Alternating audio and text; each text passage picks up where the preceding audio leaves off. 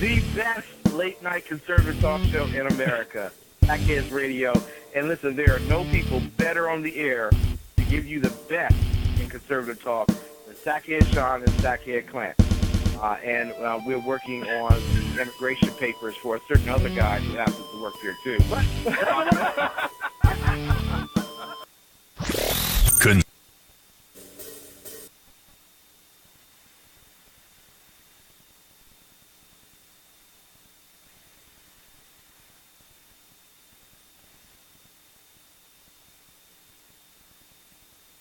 Test, test, test. Okay.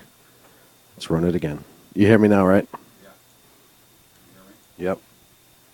Password incorrect. No, do show settings. Show settings. Password? Same one. James, capital J. Incorrect.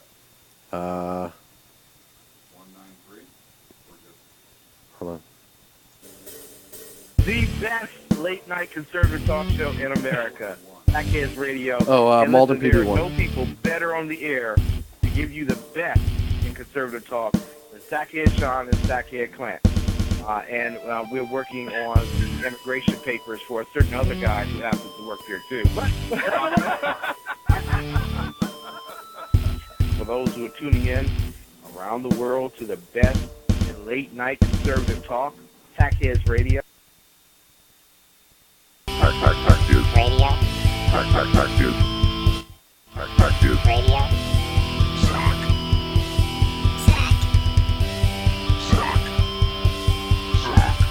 The best late-night conservative talk show in America. In America.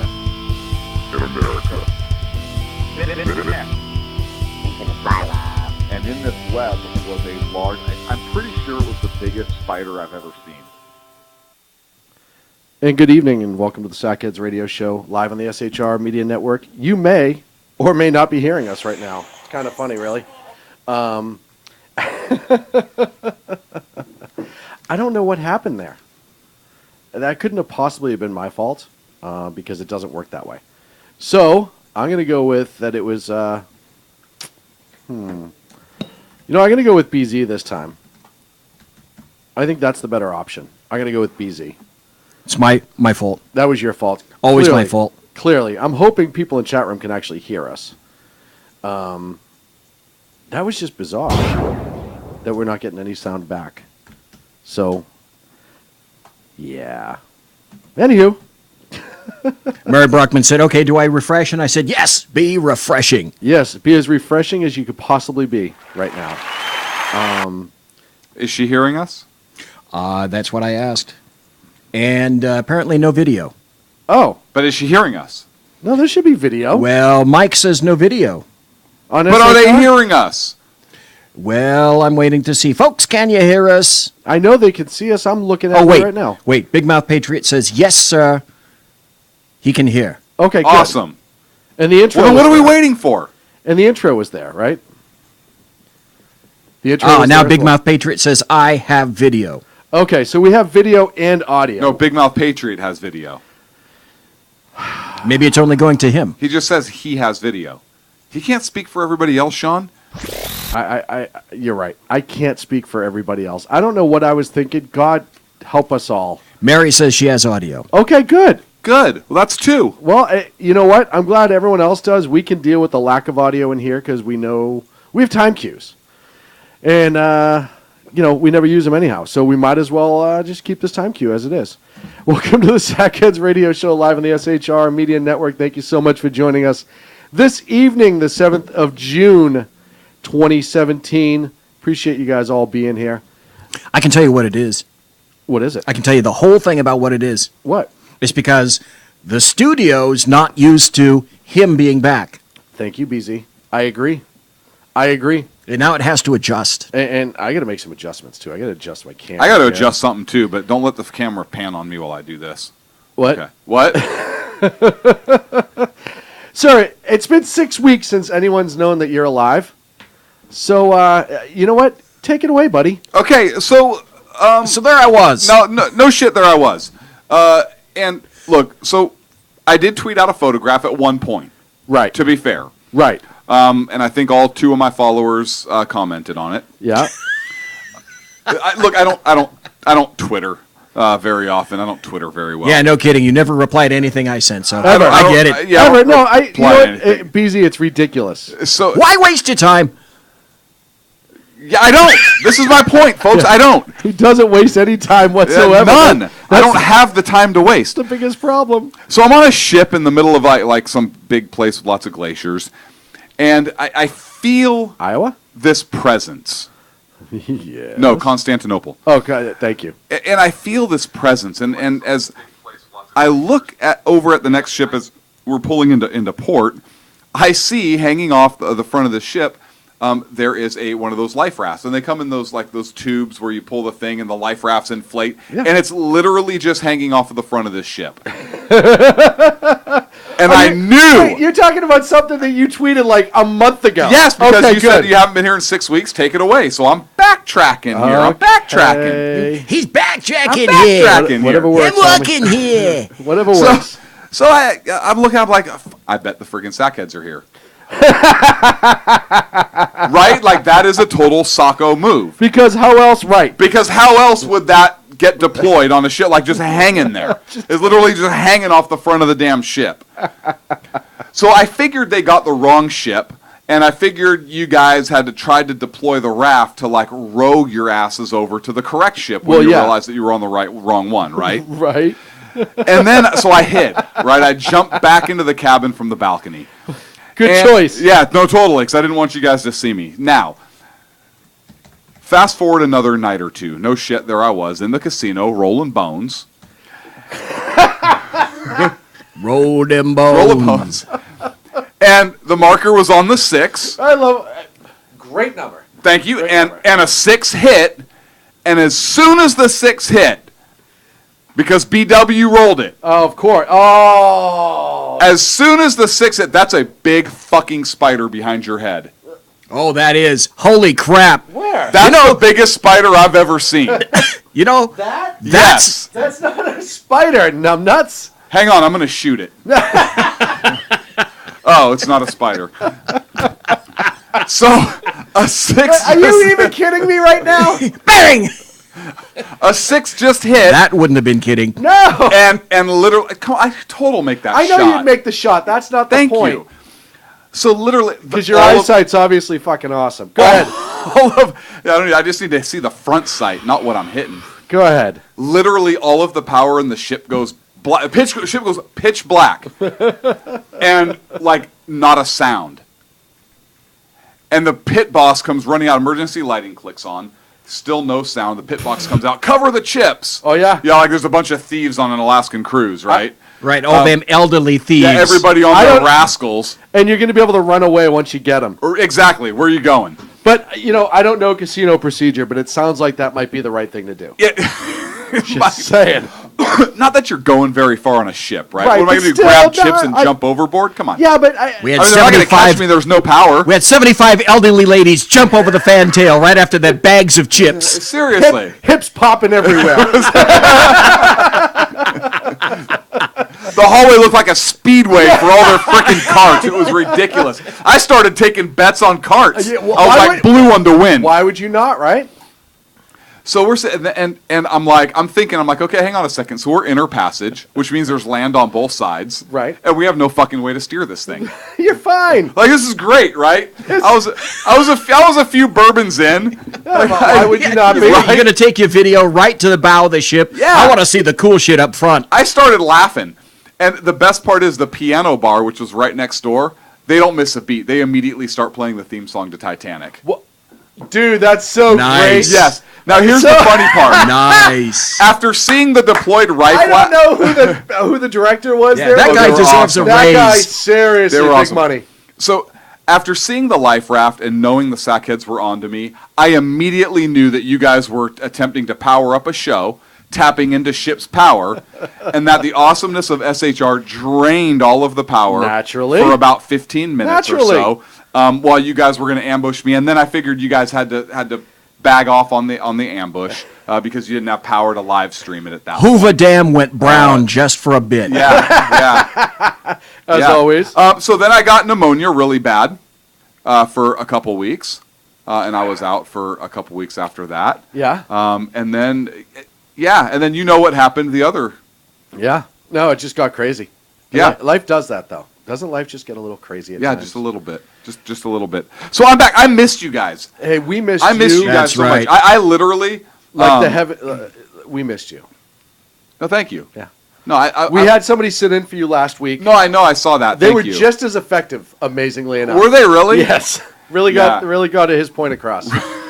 So there was really good interplay. Oh, a lot Did you of good notice? interplay. And we Yeah. had a lot of positive Perfect. comments in chat too. Yeah, and Well, certainly a lot better looking. I mean, I have this camera No shoved in my doubt. face right now. No doubt. So I apologize let's get a look for all at of you that. that Wait. you get to look There at it this. is. Yeah. I have a face for radio. I Here's get the it. best part is it's a wide angle and So I can still... see my nose doesn't fit. Well, the shadow your nose gives when you turn your head left or right, Right. covers like half your face and the wall behind you. Which It's is really awesome. bizarre. I have to get you your own lighting setup. Here, hold on. Hang on. There we go. Hang on. There we go. There you go. Oh, there we go. Perfect. Hang on. Perfect. Oh, I can So you're trying to say No, I that just had- lions I in had an idea. Africa, No, leave it on. lions in Africa in an airport either bask in the shade of the wings of a plane or Clint. Hey, listen here, rookie. Is that what you're saying? I think that's almost exactly what I Okay, was saying, all right. wasn't I it? just Yeah, no, wanted- that was pretty much exactly Okay, what you were just saying. just wanted to check. Hey, listen, smartasses. So when the power went down on the ship, the captain dragged me, told me he's hoisting the sail, and for me to turn my head like a rudder. He's like, we need full left nostril. I was like, hang on, do I get like a paycheck? Do I get some kind of rank or something on this? Now that's funny. All right, that's funny. He's like, yeah, we'll call you the mast. Have fun, kid. All right, assholes. So we're 3 minutes past How many my lanyards segment did they here. try to hook up to him? We didn't even say hi to BZ yet. BZ, sir, how you doing? Fuck Yeah. BZ, he's talking shit. So, It's I'm gonna be a just kidding. Sackheads night. It is. I can Yeah, tell already. nice. It's gonna be one Yeah, of those because it nights. started out so well. I really hope that people like Like my show last night, trying to get Dave Milner in on a phone call. Yeah. I still got to figure out this. There's something about pushing the right or the wrong buttons, and I actually had to take a break. I pushed a button, then I could get the phone call, but what I pushed and how I enabled that, I have no fucking idea. well, you know, at your age, even if you paid full attention, it would have been out of your head in about 15 That's right. seconds. Full attention to me is what, like 51% normally for regular people? However, you could recall in 1972 what pants you wore on Christmas Day without a problem. Bell bottoms. yeah, no, they were red with like white piping on the bottom, along with the jacket that matched. Yeah, but I didn't always look like What? this wonderful. And you do look wonderful, sir. You look wonderful tonight. Ooh, great song, though. Well, it was. I tried. Clint, Yes. you've been gone for a long time. I know have. you've been waiting for your segment, and I have. Look, was a great American week. Great. Look, everybody focuses on D-Day, right, right? absolutely. So look, one of the greatest days in our From in the our greatest history for generations. sure, and in France's history definitely. You're welcome again. Not like me personally, but as a country, you're welcome. But something was overlooked, and I was a little upset by this. Okay. The 75th anniversary of Midway. Oh, the Battle of Midway. Yeah. Yeah. Was really overlooked. I think like June 4th is when it began. 75th anniversary this year, and I know there's always a lot of stuff on D-Day, and as there should be. Right. But I just felt that as a country we missed the mark on the 75th anniversary of Midway. I mean of Midway. Couldn't disagree. You disagree with me? No, I said I couldn't disagree. Okay. It was the pivotal battle in the Pacific, one that really hurt the Japanese and their ability to wage war in the Pacific. We took down 4 of their aircraft carriers. We lost one of ours, the Yorktown. And Brief interplay. Yeah. If I could. I hate to interrupt you, but in a way, no, I don't. My dad and his 2 brothers were all in World War II. Mm-hmm. My dad was in the U.S. Army Air Corps. He flew B-17s. Mm-hmm. My brother Jim was in the U.S. Army. My Uncle Jim was in the U.S. Army, and Uncle Bill was in the Navy. Uncle Bill went down on the Yorktown Oh, wow. and survived. Oh my goodness. So I've got a family history also. If I don't know if my camera is up, but I'm going to show this picture as best I can. So that is my grandfather's brother Right on the far, well, my right. You're right. That's way cool. Smoking the cigar, of course. He was a bombardier on that B-17 right there, Old Gappy, which has the distinction of having more combat missions flown, 157, than any other aircraft in World War II. He flew 38 missions, I believe. Over Germany and so forth, and really cool story there. But to get back to Midway, I was at home, and I was looking for old World War II movies, and so I actually had to go into my own personal collection because the movie Midway wasn't even shown anywhere on the networks that I was able to find during the 75th anniversary of the Battle of Midway. Really? Yeah, not only that, but this is a historical week. I mean, you have Midway anniversary, and this is every year, right? You have the Midway anniversary and the D-Day anniversary. And I wasn't able to find very many, like I would think that during those few days, you would be having like a World War II movie fest, right? 12 o'clock high, the longest day, especially particularly the longest day in Midway, right? Right. So I ended up watching myself The Flying Leathernecks, Tora, all those old great movies.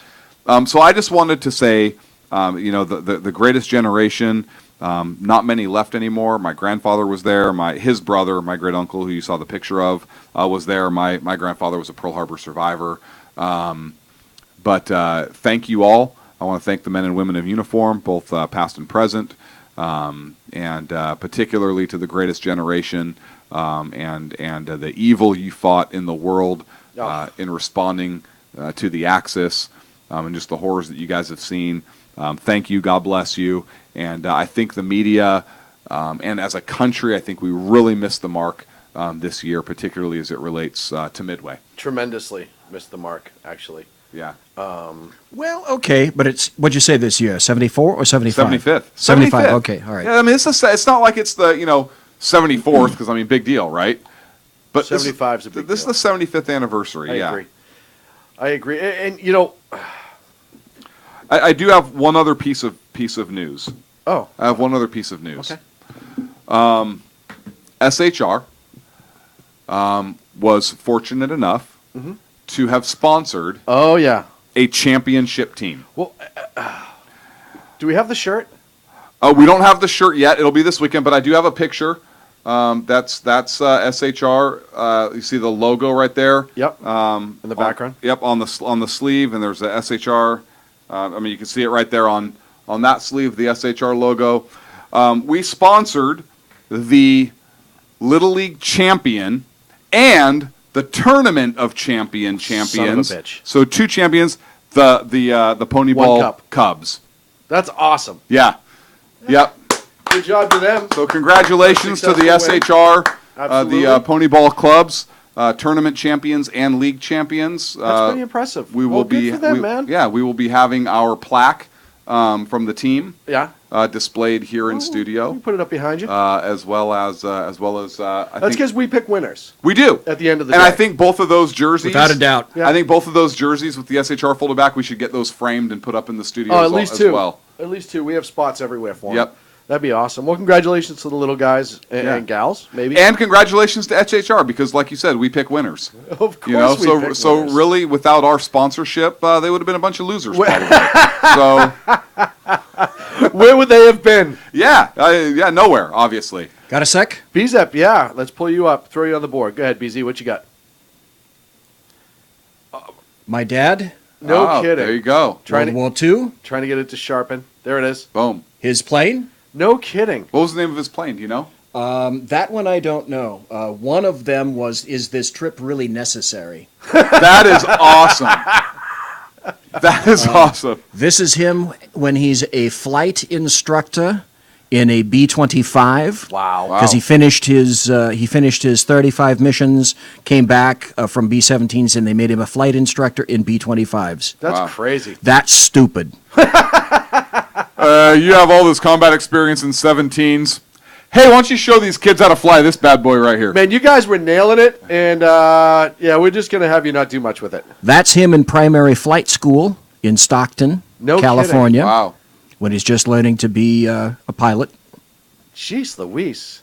See, I'll have to, all my pictures are on the East Coast of my grandfather's in World War II. And this is another one of him, again, in Pry-Fly. Jeez Louise, man. Wow. That's freaking awesome. You know Wow. what's funny, Clint, is for you and I, it was grandfather's generation. Yeah. What? Why are you laughing already? Nothing. No, I thought of something funny. Okay, good. Is the old bastard to my left?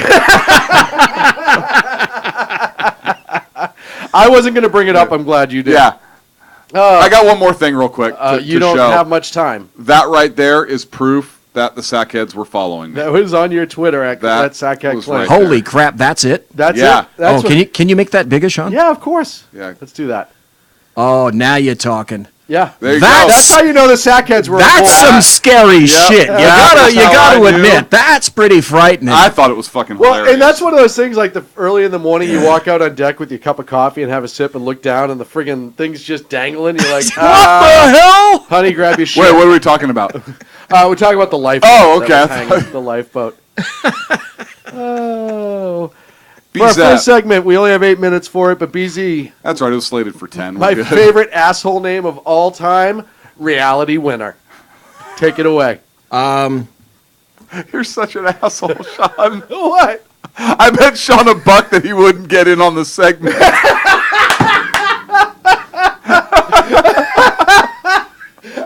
You know, he is going to have to pay up.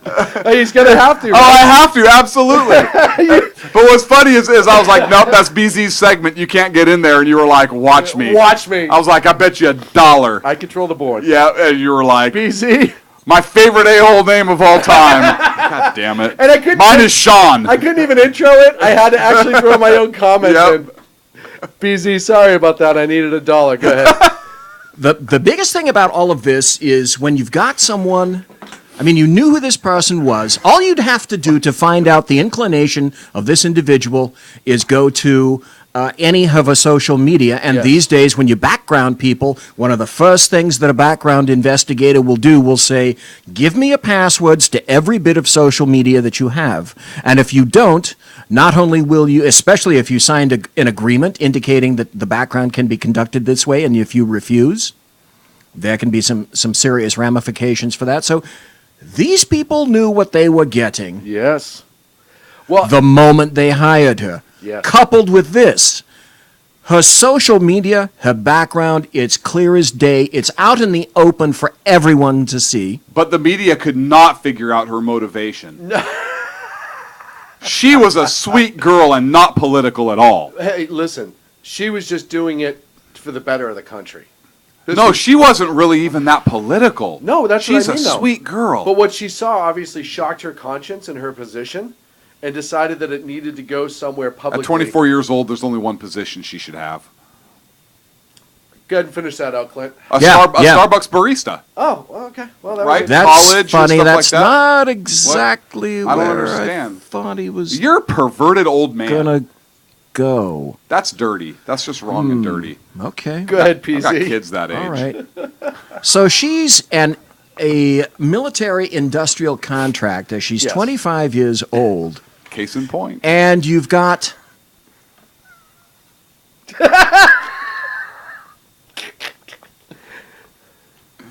Go ahead, BZ. Go ahead, BZ. He can't help it. He can't help it. He's been gone for 6 weeks. Did you honestly think he was going to come in and shut up? No. No. Okay. All right. I get it. Dealing with the juvenile. Go ahead. And so people of this generation, of this ilk, think that they can set government policy by doing what they feel is right. So this is predicated on nothing but emotions. Yes. But for fuck's sake, See? someone needs to be backgrounded to figure out how this person, who is obviously way left, a leftist, Huge. how did she get a top secret clearance? When I got mine, they went up through the standard colonoscopy route to find each and every people that and knowing her background and not see this coming. I agree wholeheartedly. The other issue that I have in this is this current belief. Listen, right, wrong, or indifferent, whatever you feel is a major issue that needs to be brought to the public's attention or Congress's attention, there are channels to do that. There are whistleblower channels. You go to a congressman. Yes. There's all these different ways that they are instructed on how. I have a friend who worked for one of these companies, and we've discussed this. Not anything that he works on, but the protocol. He said that there's a million different avenues you have to go to do it appropriately, and so that no information is put out there accidentally. Right? Classified information can still be protected, Yes. etc. To say that you're releasing this information for the better of the country and it's classified information, but you had no other choice, is bullshit. Well, here's something else. I'm wondering if she was hired under the era of the Obama administration. Oh, And I then- guarantee you, look right? at her age. But which means She somebody did 5 years in the Air Force first, so that means she would have been 23, 18 to 23. right? So 2 years after that, it still would have been the Obama administration. So somebody probably did, and that administration liked radicals. There is no way that in the 5 months or 6 months or whatever that President Trump has been in office, that they could background every single contractor that supposedly has already been background. So she is a microcosm of what is probably out there throughout the federal government. No doubt. Why isn't that being reported on? Because she probably did go through that background phase. But again, you look at what they were hiring in the Obama administration in terms of they were a bunch of ideologues, a bunch of It's communists. It's all progressive ideological. ideologues. All of it. Well, and they knew what they were getting. It wasn't like this was a shock. Well, it is to this administration coming in, That's a good point. right? Not to the Obama administration when she was hired and probably hired and backgrounded, I'm guessing. But to this administration, of course. She is endemic, a perfect example of all the deep state landmines that were left behind. Yes. And nurtured, yes. cultured in the Obama administration because that's what that administration condoned, And tacitly and overtly sometimes accepted. And allowed into government positions. It's and not- what that administration, look, in my opinion, here's what happened under that administration. We no longer hired people into these types of jobs it is no longer America over politics. Right. It is 100% Ideology. politics and ideology over America. Ask yourself this fundamental question. How many of these maggots that we're finding are right-leaning individuals? I'll wait for the answer. Let's see, Clint, what's your guess? Zero. I'm going to go with goose egg. I'm going to go with zero. BZ. You can't go with, I went with zero. We can both go with Go with -1. Like they have one maybe that they thought might have been a conservative but was actual and ultra lib. Can we go to a break? As soon as you go down that road, it hurts. In 15 seconds. 15 seconds. BZ, prosecution. You think anything? She's already No, pled. She's I know charged. Yeah, Yeah, but she's you charged. think they're going to get the conviction. Here's the one interesting aspect that I love about it. 1 hour after that came out in The Intercept, she's in handcuffs. Yes. No, weird, right? And did Hillary? You know what? That's a different conversation to have altogether, folks. We're up against a break. When we come back, it looks like it's going to be my segment. It's you. We're going to be discussing the horrific terror attack in London, all that and more right here on the Sackheads Radio Show, live on the SHR Media Network. Conservative media done right. You're listening to the SHR Media Network. Hey, it's Sean from the Sackheads Radio Show, also one of the owners here at the SHR Media Network. Are you opinionated? Have you ever wanted to do your own show? Have you ever heard somebody like the Sackheads and go, yeah, I could probably do that better? Well, now's your chance. Send me a 5-minute clip at sackheadsradio@gmail.com, and maybe you can be part of the SHR broadcasting team. sackheadsradio@gmail.com. It's not always pleasant.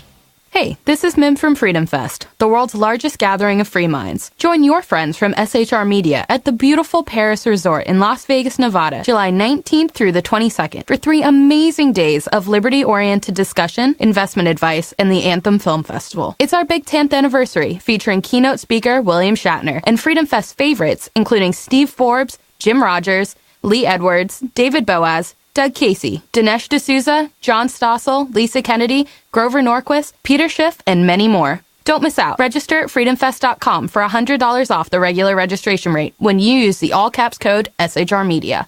Featuring right thinking from a left brain and doing the job the American maggots won't. BZ is fundamentally changing America one diaper at a time. Just when safety pin manufacturers are running out of metal for the diapers of the leftists, where the speech is free, but the drinks are not. The Bloviating Zeppelin's Berserk Bobcat Saloon can be heard every Tuesday and Thursday night, commencing at 11 p.m. Eastern and 8 p.m. Pacific, where pushback is a requisite art form in and of itself. Let your ossicles be truly liberated when you listen to the Bloviating Zeppelin's Berserk Bobcat Saloon, only on SHR Media Network. No ferrets were harmed in the making of this ad. Conservative media done right. You're listening to the SHR Media Network.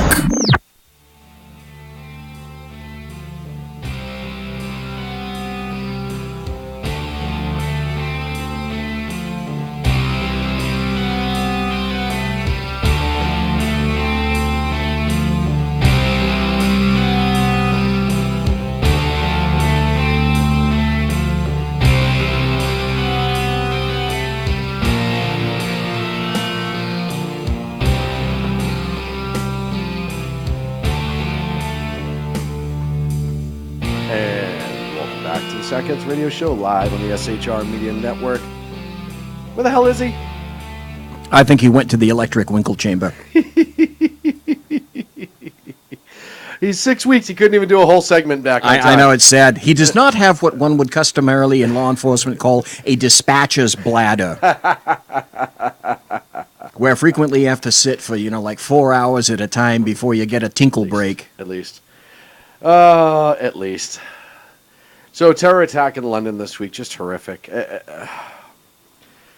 Less than 2 weeks after the... That's essentially all I talked about last night. I had Dave Milner and we went through the entire thing. Europe doesn't get it. The UK doesn't get it. France doesn't get it. Merkel doesn't get it. Macron doesn't get it. They don't get it yet. The bottom line is...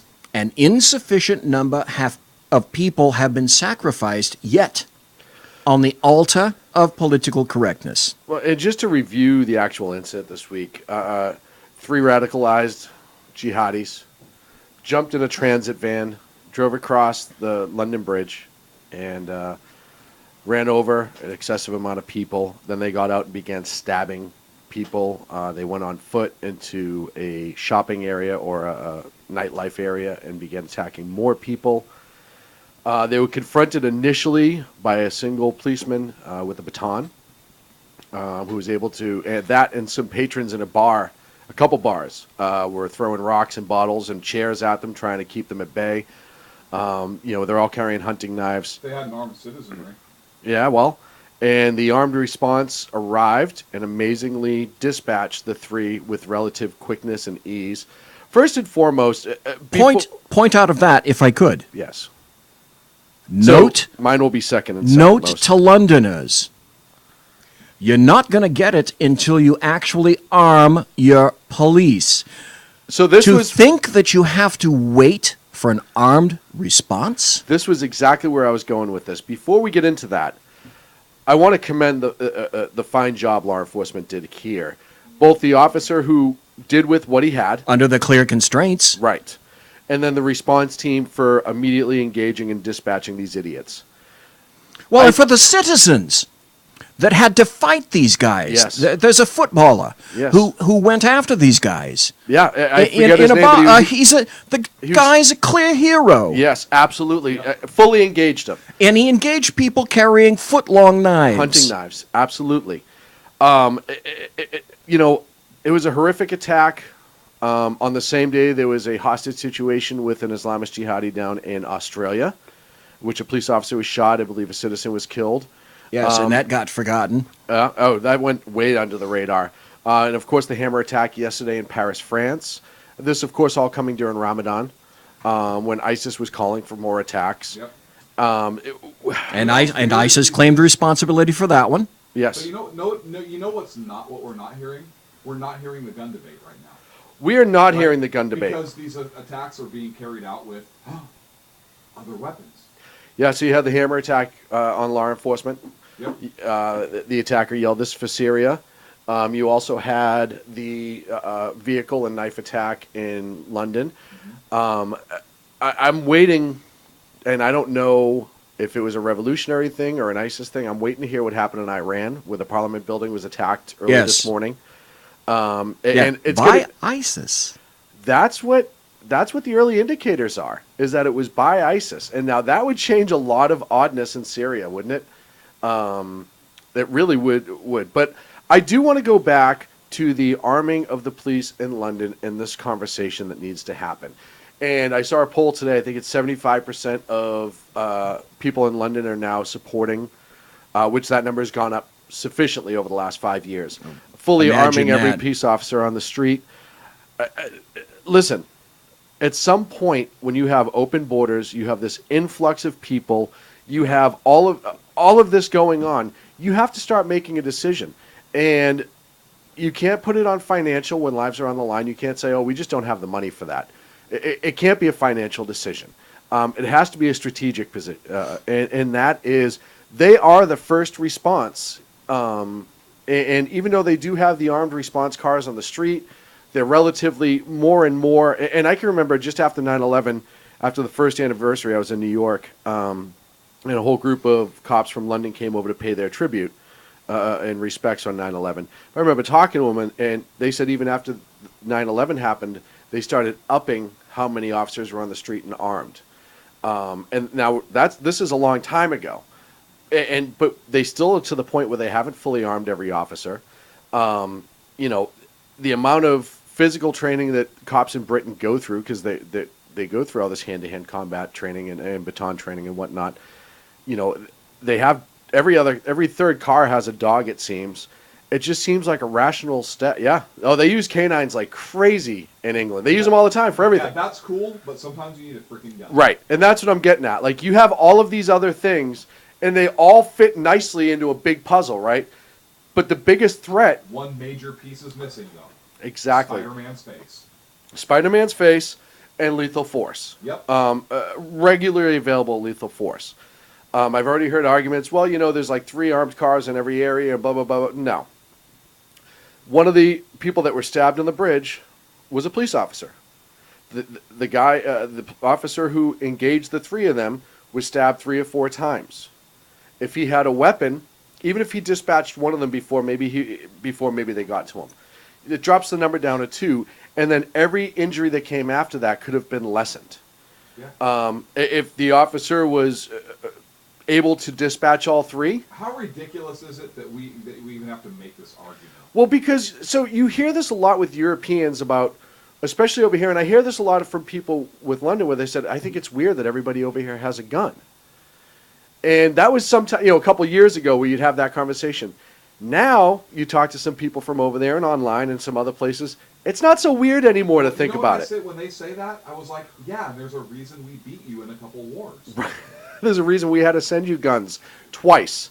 Still, one of the primary and predicating factors for that is we are unsophisticated.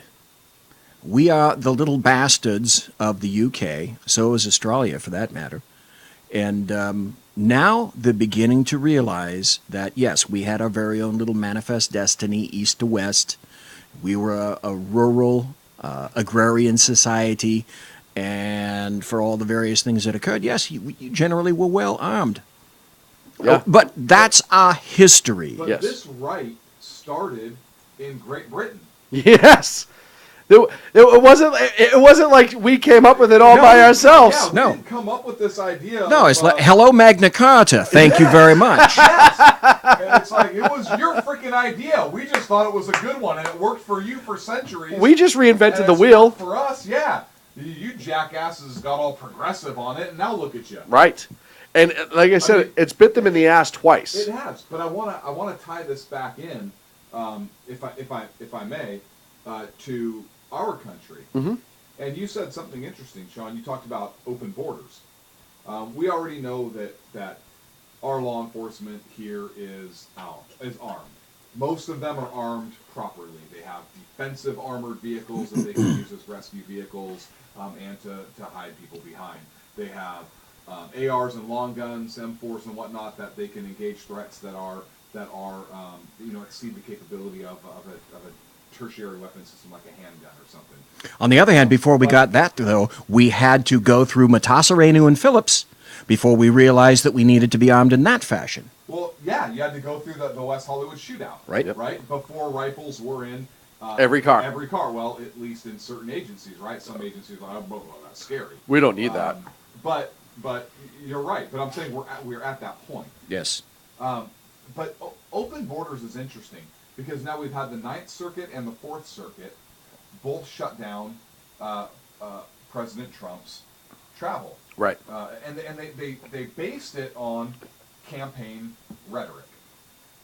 First of all, campaign rhetoric, you have to look at the evidence that's presented. And campaign rhetoric, rhetoric that's made as part of a campaign to win office, while it's important, and we brought Obama's rhetoric up several times, such as fundamentally transform America and so forth, for sure. But you have to look at the evidence. And I had this argument with some ambulance-chasing hack the other day. You met him, by the way, and you like him. He's correct? He's a good guy. Yes, this is what I told you. Nutty is a shithouse rat. But yeah, awesome dude. And anyways, he was saying, well, yeah, that rhetoric comes into play, and you have to look at he wants the Muslim ban and blah blah blah.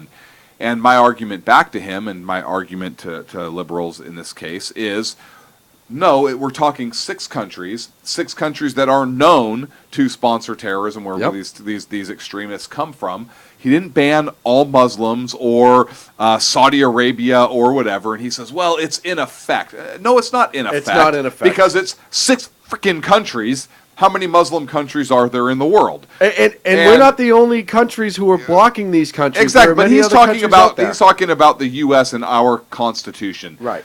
And so I ended up getting in this debate with him, and he said, what do you base that off as? An original intent. How can you possibly bring original intent into this? Easy, jackass. I mean, ambulance-chasing hack. Because we've been fighting terrorism with the Tripoli pirates and the extremists literally since the foundation of our country. And read Federalist number 2, where John Jay talks about the importance of a strong national identity, a cohesive people, and it is very germane to the arguments that we're hearing today. And of course, being a libtard, he doesn't like hearing original intent or founders or any of that other stuff, and so he immediately shifted gears. Now, I'll grant him, he makes a pretty decent argument. As an attorney, even though he is a hack, and we all know that, he literally has magnetic business cards that he throws at ambulances as they drive by. Code 3, yeah. Yeah, but the cool kind with the magnets. It's it's magnets, magnetic, yeah. absolutely. But the guy's very smart, and he can craft an argument. But you just realize that he's an attorney and it's bullshit, right? Right.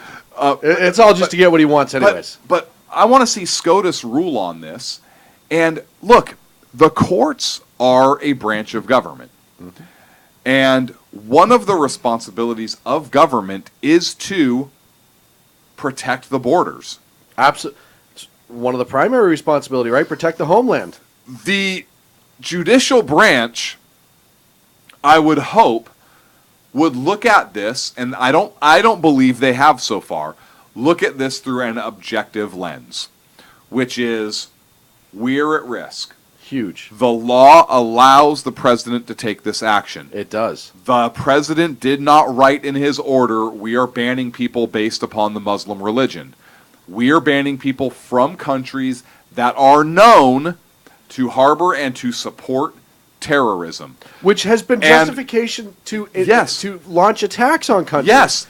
And we look at, I'm sorry, Sean, I know I'm going on your segment here, and I apologize. No. I love it when I can't talk. But I know, I'm sorry. But we look at what's happening in Europe and in these other places where there are open borders, and we see the fucking danger of it. And I wish the judiciary would also look at that, because this is what Trump is using for his justification. Now, another thing on this, and this is kind of an aside, and don't read too much into this because this is going to generate a lot of hate mail. But understand, I'm using a point to be absurd. I am not saying that this should happen. I'm going to use my face on this one. Now, hear me out on this. The left has used public safety to outlaw guns. Yes. Specifically a right that is enshrined in the Second Amendment of the United States Constitution. Agreed. Assault weapons. Agreed. And the courts have upheld this. Agreed. Because of public safety interests. I think that we should start banning assault religions. Ooh. Specifically, the Muslim religion. With political ideology. Because it is an assault religion, and if we can ban things that pose a public safety risk that are enshrined in the Second Amendment, why can we not do the same for things that are enshrined in the First Amendment? Send me your hate mail, folks. Just at Sackhead Clint on Twitter. Really just put it out there in public. Hey, listen, I heard an argument not too long ago. Hey, hang on. I want your reaction to that. No, you know what? Let me tell you what I was just going to say, and it'll kind of sum it up for you. So, I heard an argument the other day, or I read it online, about linking Islam to terror as a whole. And they said, well, how do you do that? I said, well, political ideology is one of the bases for terrorism, right? Usually terrorism is done in order to affect some sort of political ideology, to change it. It's one of the prongs of terrorism. Using force of fear over individuals and the citizenry is another prong. Always to achieve political ends. Right. Well, the argument was, in the book of the Quran, essentially, you kill the non-believers, so there's your violent portion of it. Mm-hmm. And if they are non-believers, they must be killed. So there's your political side of it. Even though it's steeped in religion per se, the fact that they have their own court system, they have their own political system within the religion. Don't they have their own nation? They have their own nation of Islam. I've always said Islam is not a religion. It is a political, cultural, and societal system masquerading as a religion. And I'm not saying that's the way to go, but I want to argue where when you turn around and you have these so-called right-wing groups that are put on the terror watch list, that we know have been put on the terror watch list because they disagreed with certain administrations in the past. Oh, I don't know. Obama administration. And all of a sudden they're showing up. You know, you have these some groups that maybe there's justification for, some there's not. But that broad brush was being painted. It was being taught in military colleges as examples of uprising within the country. It was being taught in DHS classes. It was being taught in DHS classes. So if that's one political ideology, the fact that they were Christians were also part of those instructional. So you've already had the U.S. government under a different administration acknowledge certain prongs could equal terrorism, however domestic. So I put it out to people to, you sit there and think about it. Now, do I really want a whole religion to be deemed as terrorism? No, but here's the issue. Where's the leaders in that religion coming out to massively denounce this? You see the occasional care, oh, this was horrible, right? But occasional. Where is the masses of people, right? It's always the same couple of people that come out after these incidents that represent the religion and go, this was friggin' horrible. And I'm really sorry, this is not what our religion represents. But they are the exception to a massive rule. You had the London mayor, after this attack, essentially saying that the situation pushed these people to do what they were doing. Who was an attorney in his past whose job was to defend Muslims. Yes. Specifically. Yes. Specifically, that was terrorist his specialty. Muslims. That was his specialty. Okay, so we can put these homegrown Caucasoid guys on terror lists. Yes. Okay, where's the Muslim Brotherhood? Why aren't they on the official American terror That conversation list. apparently is going through right Yes, now. It right is now going in the through. White House. They are an assault religion. But why now Scope, instead of then? Detachable Magazine. Why not? Yeah, I don't know. I wish I knew the answer. you know the answer. What- Oh, of course. Oh, you of know course the you answer. Let me rephrase that. I know the political answer in this country, but that's not. You know the real answer. No, that is the political answer, right? It's political expedience. It is giving in to It's a group because of people. I think it's because Obama was a true believer. I can't argue that. I have yet to see enough I'm evidence not against sure that. he was. I'm not sure I'd go to believer, but he was Sympathizer. a supporter. Yes. I'm going to Because say he was a anyone true that's, believer. That's a true believer would still be obligated to Mecca 5 times daily, etc., etc. Yeah, but there's a whole bunch and- of different exceptions to Yes. that rule. And, If you're trying to, under Takia, Yeah. certainly I can understand that you become like a you'd secret throw- double agent. You'd throw that into. Yeah, I get it. and I get all that. But I also say this. I go that with Islam is as Islam does. There is no such thing as a moderate Muslim. Your answer as to why we don't see more people push back in Islam is because Islam is a barbaric death cult. There is no such thing as a moderate Muslim. There are only people who proclaim to be Muslims who do not practice it as the Quran and the Hadith they insist upon. Mm-hmm. They also know well that if in public they said that, they would be targeted. Well, it's as simple as that. look- Which brings me circular back to it's a death cult. And I do want to say this. I was being absurd. Of course you were. I don't advocate singling anybody out for their religion. Muslim, Catholic, it doesn't matter. But the problem that's come politically in this country, Clint, is it's happened the other way. Right, but this is my point. You've had other religions get called out on like crazy, some Christians. appropriately, some. Right. If a Christian does something, oh my God. They're all sects of Christianity, right? Yes. So you have Catholicism, all the ones between Lutherans, yes, whatever. but if somebody is a Christian, there's a massive blanket, right? Look at Bakergate, right? The guys who refused Yeah. to bake the cake for the gay couple, right? Yeah. Destroyed for a political ideology. Now, granted, they didn't use force, but they didn't need to. They used the court system. Yep. And there's a big difference there. You know, it's like loan sharking in banks, to quote Bill Burr, who's a great comedian, but he says, the loan shark will break your legs. Banks don't do that. Well, they don't have to because the rules are in their favor. Yep. They can destroy you through the court systems. What they do is legal, but the end game is still the same when they want it to be. You have that same thing where, they don't have to use the force. They use the fear of the judicial system to achieve what they want. And because our tort is so horrible in this country, Yep. that we allow these ridiculous lawsuits because somebody went to you and tried to purchase something for you and you said no because I don't believe in it.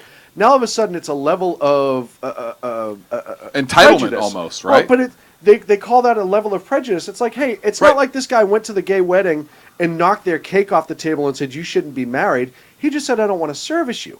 You bring that back to Islam right now and other religions in general, and it's very easy to corrupt one way or the other for your achieved goal. Yeah, but doesn't it go into entitlement also, right? Yes. They're entitled to, you can't do that. You're prejudiced. I'm entitled to your service. Yes. What if I don't want to provide you service?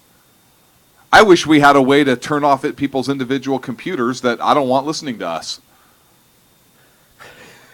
But not you, because we love you and we're happy you're here with us. But we say it all the time, right? If you don't like what we say, you can turn it off.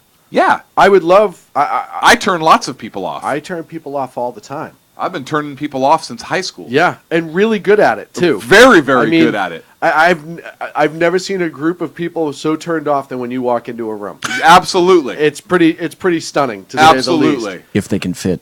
And listen, I hate to say it, folks. We've talked about this time and again. You don't hate to say it. No, I do hate to say it. No, you don't hate to say it. We've talked about this time and again on this show. We're only a couple years behind Europe before these attacks really start picking up here. That's because of the Obama era. But we've seen it. And the problem is the damage is already done. The people are already here. The crappy thing is the current administration, whoever's in power, is going to get blamed for it. Oh yeah, they're going to get blamed and for these it. people. I didn't have a terror attack on my watch. It happened on his watch. You watch. The first time that we have an Islam motivated terror attack, and I wanted to know when they entered the country. Yes. That's the first thing I want to know. Under whose rules? Because right now that ban got stopped, so they could enter right now. Right. Are they born and raised here? Different story. But if they immigrated here or came in illegally from another country, what country and when? A third of the guys that came and shot or came and stabbed everyone played the old Stabberton role. One of them was a refugee. Yes. Yes. The other one worked for the public transit system. Yeah. Backgrounded, checked. Yeah. And had access to the subways underneath London. Yes. By the way, have you guys seen... There is I think it's a California state, either assemblyman or senator, I don't remember which, and I'd have to find the story, it's a few weeks old, who wants to change the law in California so that to be a public official or a school teacher or in office, the prohibition on a communist holding such office be removed. Wants to be removed and do away with oaths of allegiance. Yeah. Yeah, that's perfect. That's an individual we want leading. There's another guy out there. Is that treason? I think it's treasonous. That's just me, though. I think so, too. But there's another guy out there right now. Our buddy Jerbob, send him to me. He's running for Congress down in Southern California. Jerbob is? No. It's this guy he told me about. And essentially, in order to remove corruption from local voting, he's pushing this program. He's running for office. He's also pushing this program where instead of you have your representative go up, you have more like a neighborhood leader who gets paid $1 a year. The neighborhood votes for whatever they want, and then he brings it to the larger representative who gets voted on by that larger area, $1 a year, and they arrive just for the vote. And that's it. No time up there for lobbying, none of that other crap. And we've talked about Clint and BZ, I don't know, I'm sure we have while you've been here, but we've talked about time and again about the National Congress not supposed to be a full-time job, never was intended to be. No. And states as well not being a full, because what happens? You have lobbyists who sit with them all day long. What we see right now happening would happen. Right. It's here. They're passing laws just to pass laws.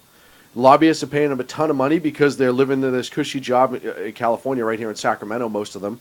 You know, they have their 2 apartments, and then when they're up here during the week, they're not in session. They're being wined and dined by all these local lobbyists. Again, for fuck's sake, that's how you got Donald Trump, the guy with the dead orange cat on his head. It's the GOP established hacks. Yep. McCain, Lindsay, etc. All of these people who, at the end of the day, they all go to the local DC watering holes together, hand in hand, slapping each other's backs at how wonderfully and effectively they've managed to fuck over the American taxpayer. There isn't frequently a dime's worth of difference between people on the left and the right. And how sad to make that comment. I disagree. I think you can't disagree. I absolutely can disagree. 30 seconds. I think that our country is more polarized today than it ever has been. Agreed. I think we are in an American identity crisis right now. I think that even within the Democratic Party, and you look at what Jerry Brown is trying to do to two factions in the party here, even in California, where you have the traditional Democrats and the super hard left progressive Bernie Sanders communist section of the party that's trying to take hold.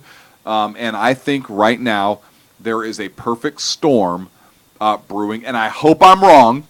Oh, I know where you're going. I hope I'm wrong. I hope so too. But we are so polarized in the country and where people want to take this country that we have a perfect storm brewing for a civil war. And it's scary, but I hate to even say it, but you look, there is a movement in California. Break time. I get it. There is a movement in California right now, the Calexit movement, that now there are people straight up saying they want California to exit the union and they want to cede this territory back to Mexico. Hey, you know what? I can move to Nevada. But it's gaining steam. I'll move and to this Nevada. is how scary it is, folks. It is. All right, we're up against the break, folks. When we come back, oh, wow, look, it's going to be Clint's topic.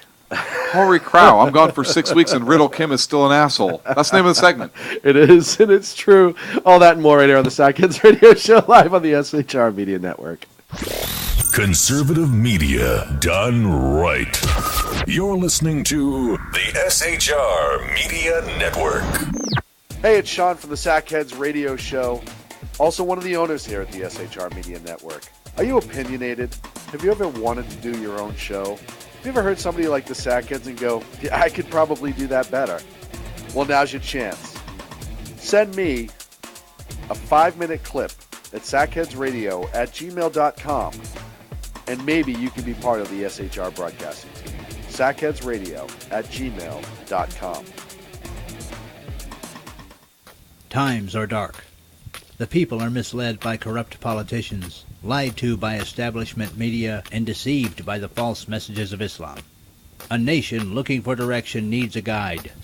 It needs a man with a cane. I'm Dave Milner. Join me on Spreaker, SHR Media, Pundit Press Radio, and YouTube through the SHR Media page for a different kind of commentary on the unpleasant blind guy. Because the truth is not always pleasant. Hey, this is Mim from Freedom Fest, the world's largest gathering of free minds. Join your friends from SHR Media at the beautiful Paris Resort in Las Vegas, Nevada, July 19th through the 22nd for 3 amazing days of liberty-oriented discussion, investment advice, and the Anthem Film Festival. It's our big 10th anniversary, featuring keynote speaker William Shatner and Freedom Fest favorites, including Steve Forbes, Jim Rogers, Lee Edwards, David Boaz, Doug Casey, Dinesh D'Souza, John Stossel, Lisa Kennedy, Grover Norquist, Peter Schiff, and many more. Don't miss out. Register at freedomfest.com for $100 off the regular registration rate when you use the all-caps code SHR Media. The bloviating Zeppelin. He's big-footed enough radio shows to last a lifetime, courtesy of Sean, Clint, Ken, and Jersey Joe. Now it's time for him to waddle on his own 2 feet. Via the glorious SHR Media. Gird thy loins for the bloviating Zeppelin's Berserk Bobcat Saloon. Coming soon to ossicles near you. Excelsior. Conservative media done right. You're listening to the SHR Media Network.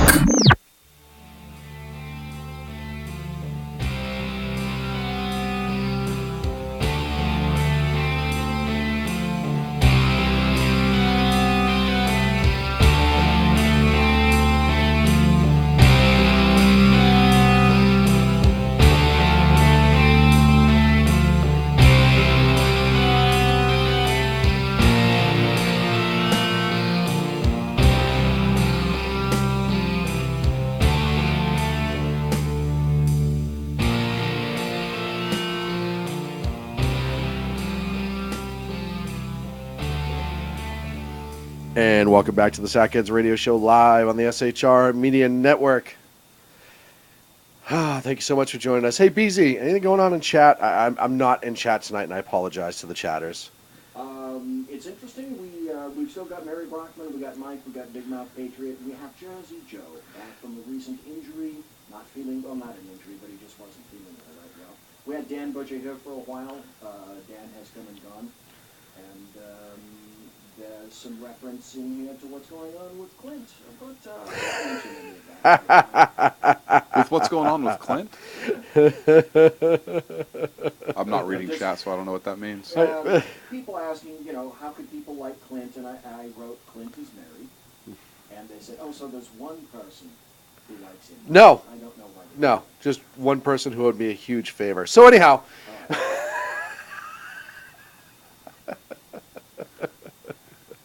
Oh, I'm just kidding. Joe says whoever's on the board is fired.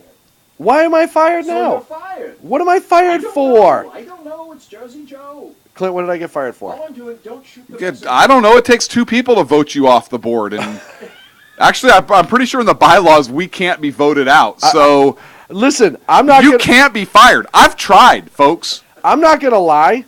If they want to vote me off the board, there are 3 people that cannot be fired here.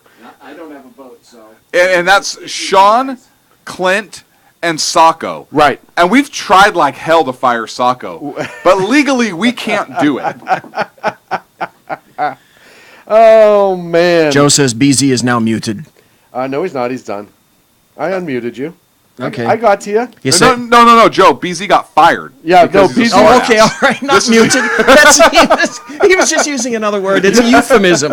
It's a euphemism for fired. He's muted. He's actually, he's not on the bylaws. That's a nice word to say. You know, at the end of your reign, when you handed your pink slip, you're not fired. You're just muted. Yes. Yes. No, I think that's a wonderful Here way you to go. put it. Here's your muting. I'm sorry, you've been muted. You're the weakest link. You've been muted. You have been muted. It sounds so nice too. It Like does. millennials should love that. Right. Yeah, we're not firing you. You've been We're- muted. We're simply muting you. You've been muted.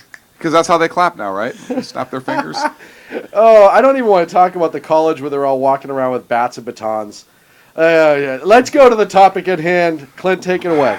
So, Riddle Kim is still an asshole. It all started Sunday when they launched a short-range missile. This is before we get to today, right? 5:40 a.m. Monday, Korea time, from Eastern North Korea. They launched another missile. It flew for 6 minutes, landed in the Sea of Japan. Immediately, Japan came out and said, and I'm paraphrasing, "This is bullshit. We're going to kick your ass." This is bullshit. That may be a direct quote. I want that to be the official statement. I call this press conference to speak directly to North Korea. This is bullshit, and we're going to kick your ass, all right?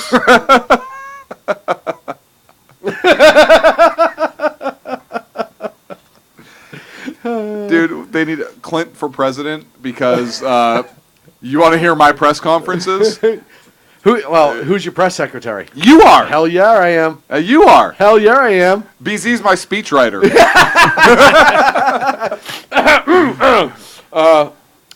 Fuck you. I'll see you guys next week.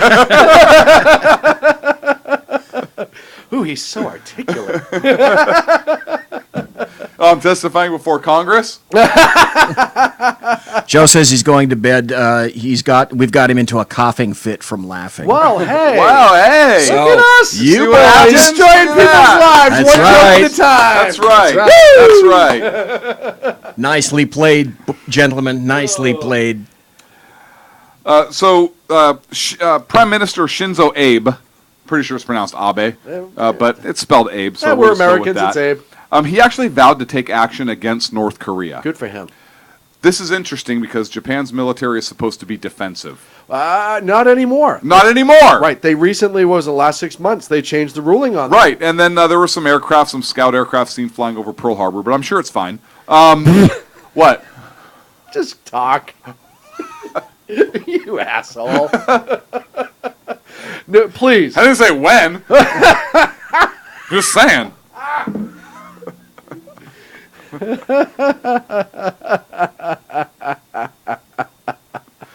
Please go on. So I'm just kind of laying out a timeline here. So Japan. Okay, well, we're back to 1941. Yeah.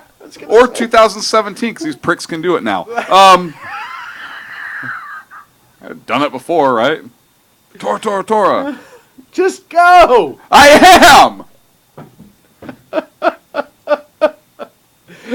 Grandfather kicked your ass. I don't have a problem doing it again either.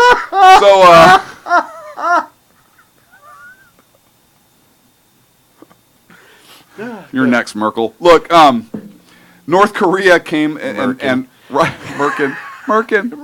For those of you that don't remember what a Just Merkin go. is, Come on, don't let me sidetrack you. no, please look it We're up. 10 minutes into the segment. I know. Past the first. Don't you remember President Merkin Muffley? This is great.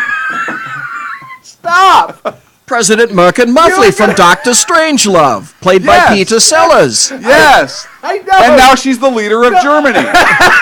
True. Yes. Yes, he is. They've got a pussy wig in He charge. is absolutely the leader of Germany. That guy is.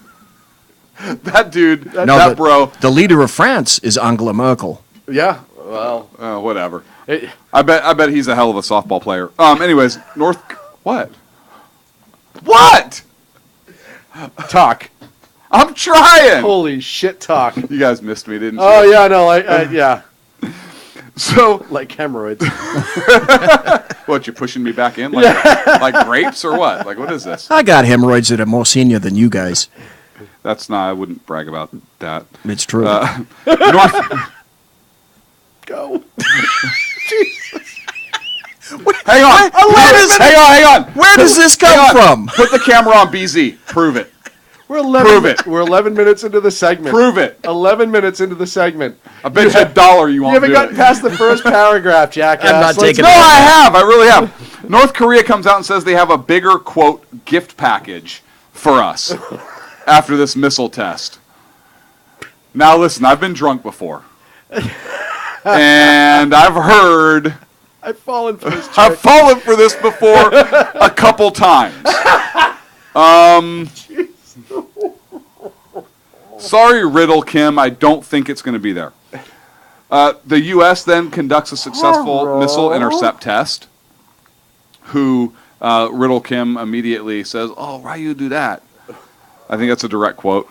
By the way, the intercept test was awesome. Yes, absolutely awesome. My hats off to the developers and the Air Who Force. didn't think we could do that? I knew we could. Don't get me wrong. I knew we could, but just to watch it was awesome. Yes. They equate that to hitting a bullet with a bullet. Yes. But okay, but hang on at a second. 16,000 miles an hour. Yes. Here's why I'm not that impressed with this.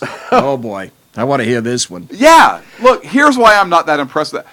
We can put a freaking rocket into space from a moving planet, shoot it at another moving planet, get our satellite in orbit, take pictures of that moving planet, or we can send shit to the moon, another moving orbital body, send shit to the moon, and land where we need to land, and then bring shit back. No other country on Earth has done that. I'm not impressed by this missile test. If we can hit the moon and where we're trying to go, we can hit a frickin' missile. Okay. Okay. So then the U.S. aircraft carrier joins with Japanese forces off of the... Please continue. off of the North Korean coast. It's just painful. We invented the Norden bomb site. Come on. Just go. Dear God. 13 minutes in. I know. And then today, North Korea launches multiple surface-to-ship missiles. Yeah, the 10th time this year. Did you say surface-to-ship missiles? Surface-to-ship, yes. Now, here's the interesting thing. So we have Japan coming out and telling North Korea, fuck you, we're going to kick your ass. I think that's a direct quote, I believe, like we talked about earlier. Russia has also come out and said that North Korea poses an immediate threat to Russia. That's a big deal. To quote Joe Biden, that's a big fucking deal. That's a big fucking deal. That's no malarkey. Because Russia has historically backed North Korea. Yeah. And so Russia to come out now and say, yeah, they're freaking crazy. Yeah, we have a problem there, guys. Listen, we've been selling them shit for a long time. Look, if we're getting sanctions against North Korea passed and Russia's supporting our sanctions, dude, you've pissed some people off, Riddle Kim. Yeah, you got Putin pissed off at you. Good luck with that. There's also a very, very strange political incident that occurred this week with South Korea in terms of their new president. What the hell's his name? Moon Jae-in. Yes. Moonbeam? So I think he's related to Governor Brown? He decided that he's going to suspend the deployment of the THAAD system. Yes. He took 2. There are 4 more necessary to complete the system. Yep. And he has said that he doesn't want the extra 4. Tell him why. Tell him why.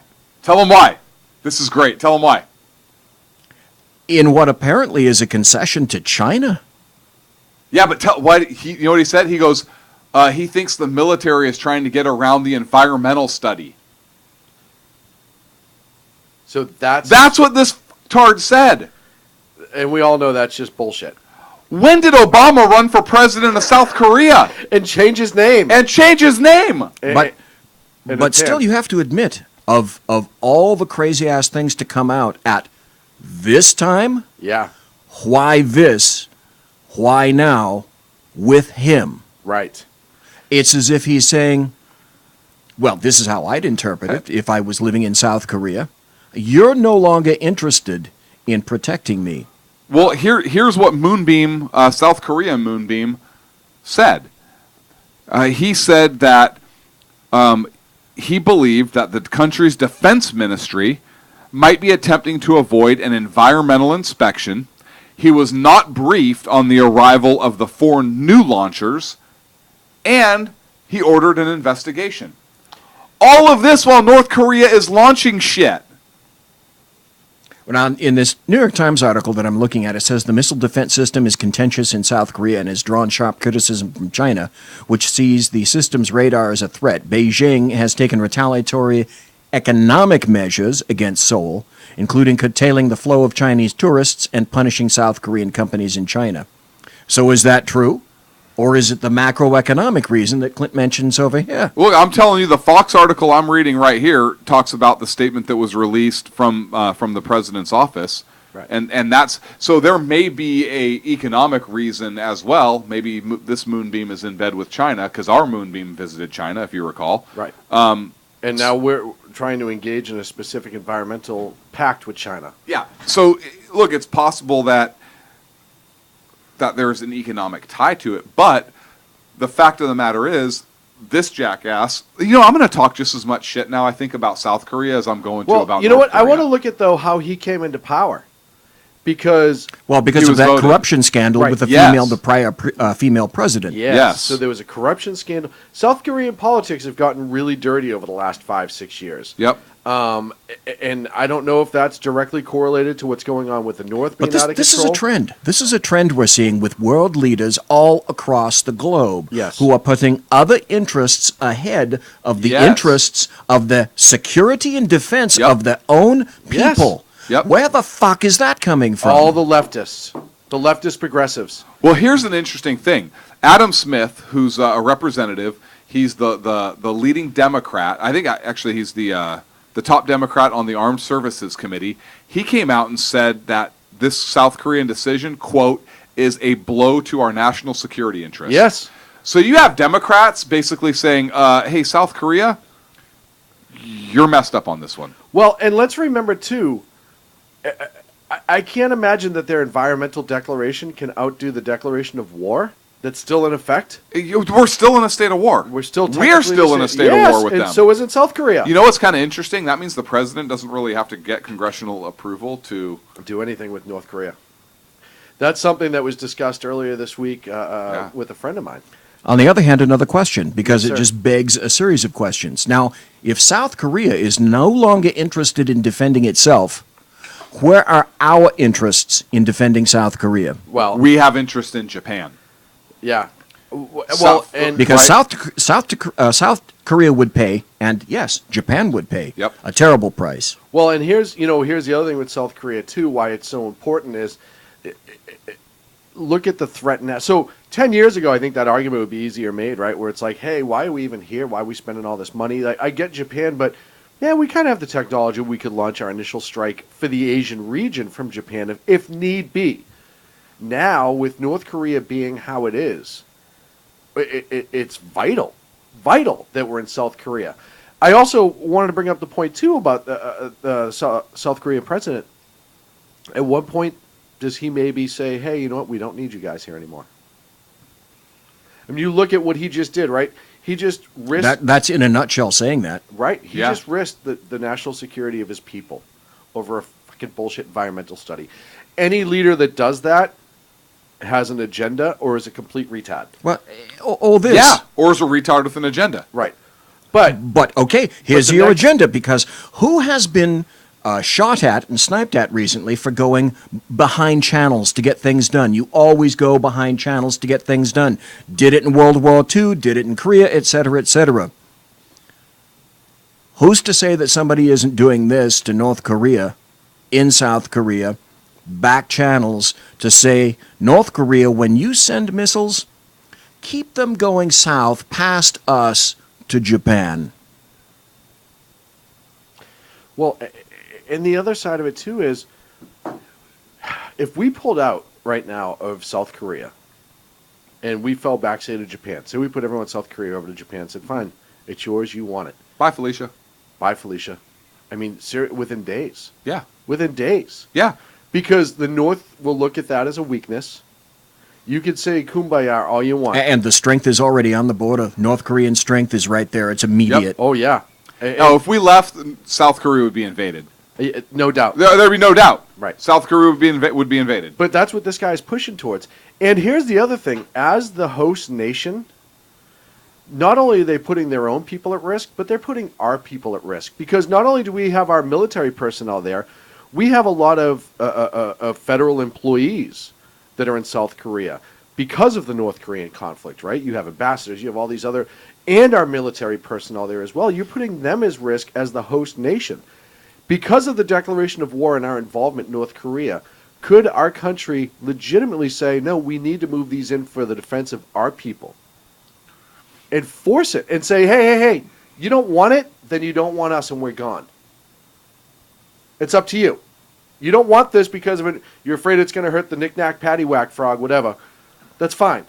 But we need this in order to complete our defense systems here for our soldiers.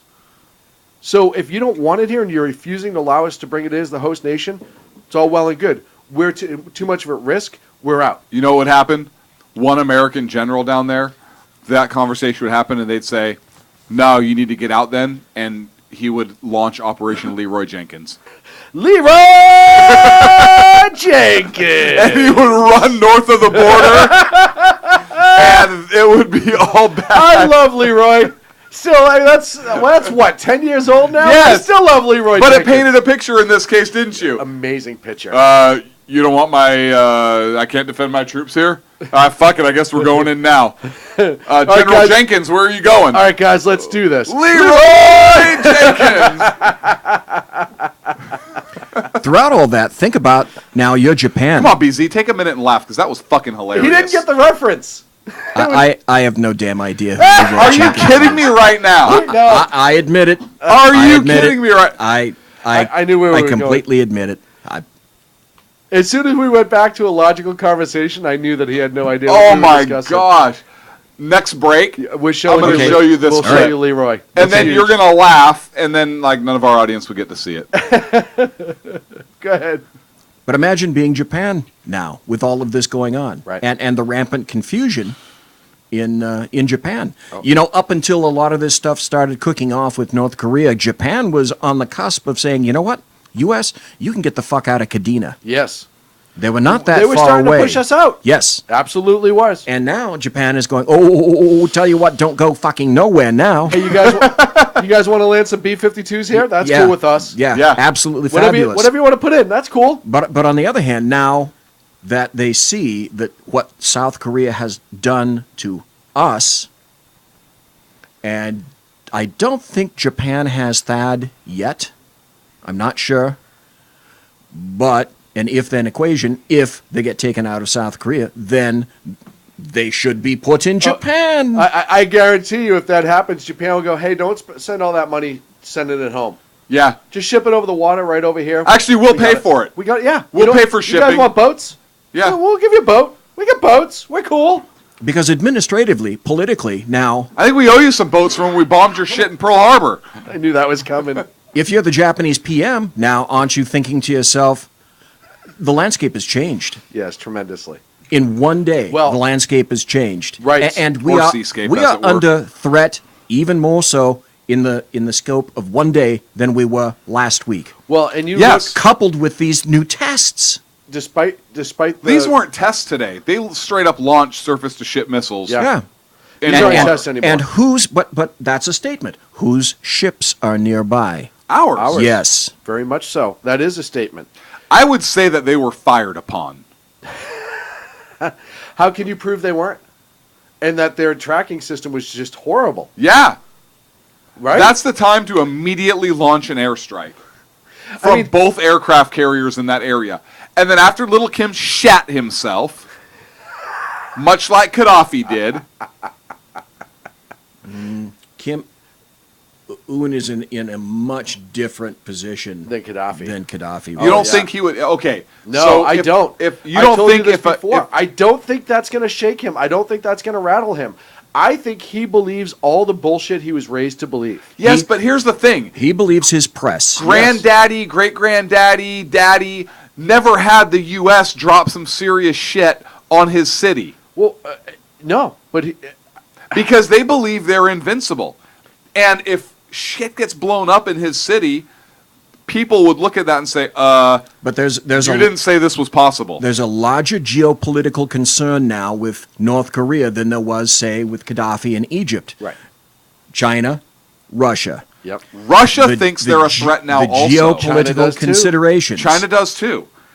Do you really think if we went in there and we just said, okay, we're going to fly over and bomb the shit out of North Korea? Or, you know what? You fired in the direction of our ships. We're going to take out those missile sites. Do you really think China would retaliate against the United States militarily or Russia? There is no way. Things are so messed up now geopolitically that I wish I could say with massive confidence, I believe it absolutely. Particularly with Russia saying they're a threat.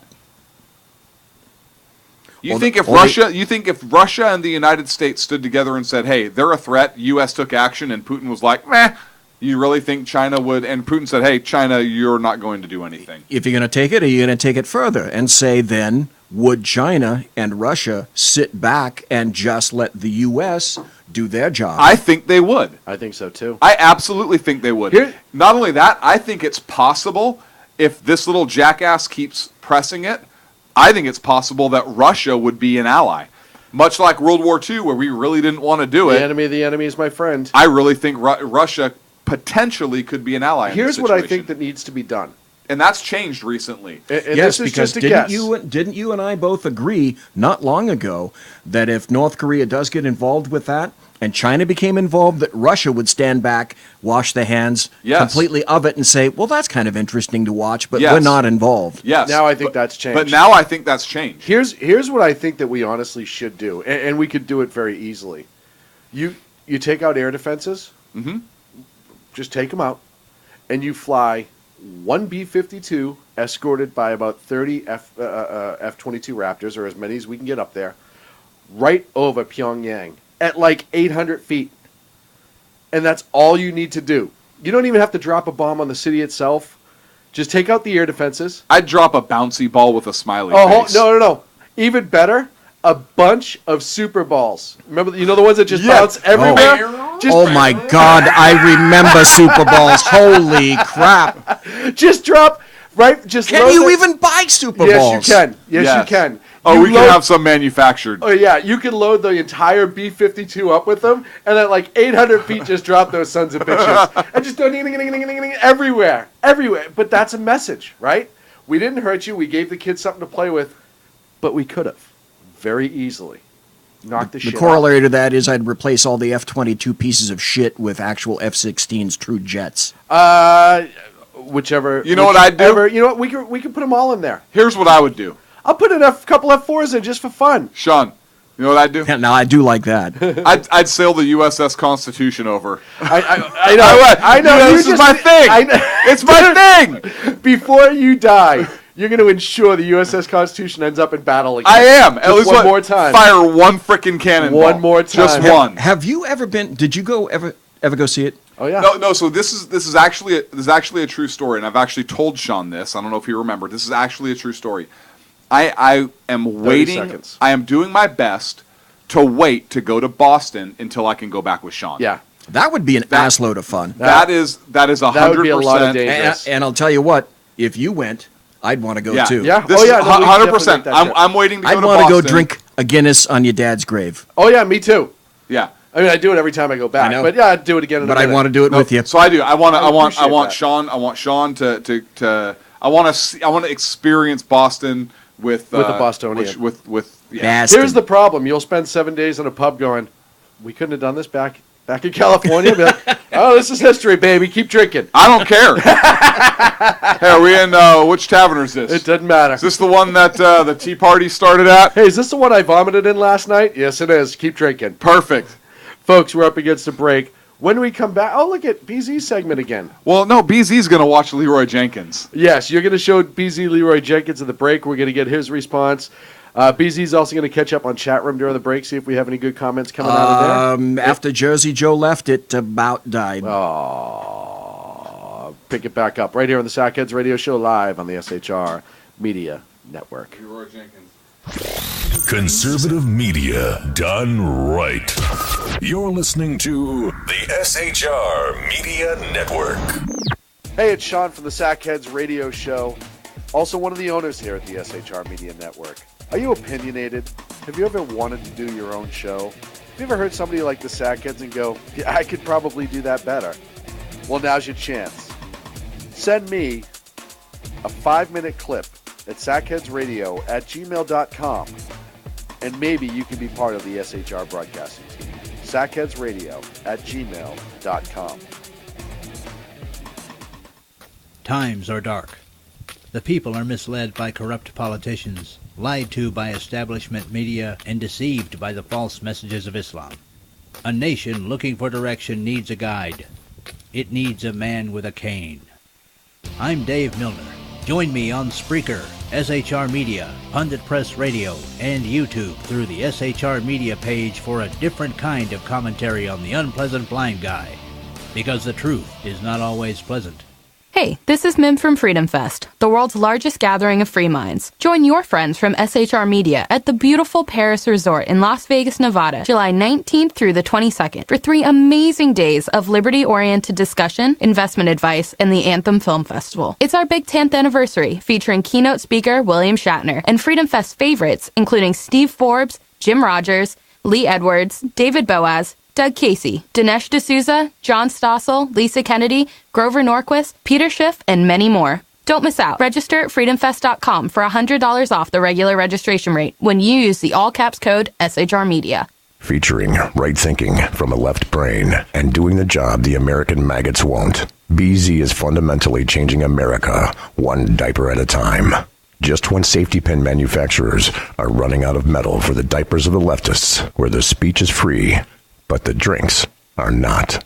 The Bloviating Zeppelin's Berserk Bobcat Saloon can be heard every Tuesday and Thursday night, commencing at 11 p.m. Eastern and 8 p.m. Pacific, where pushback is a requisite art form in and of itself. Let your ossicles be truly liberated when you listen to the Bloviating Zeppelin's Berserk Bobcat Saloon, only on SHR Media Network. No ferrets were harmed in the making of this ad. Conservative media done right. You're listening to the SHR Media Network.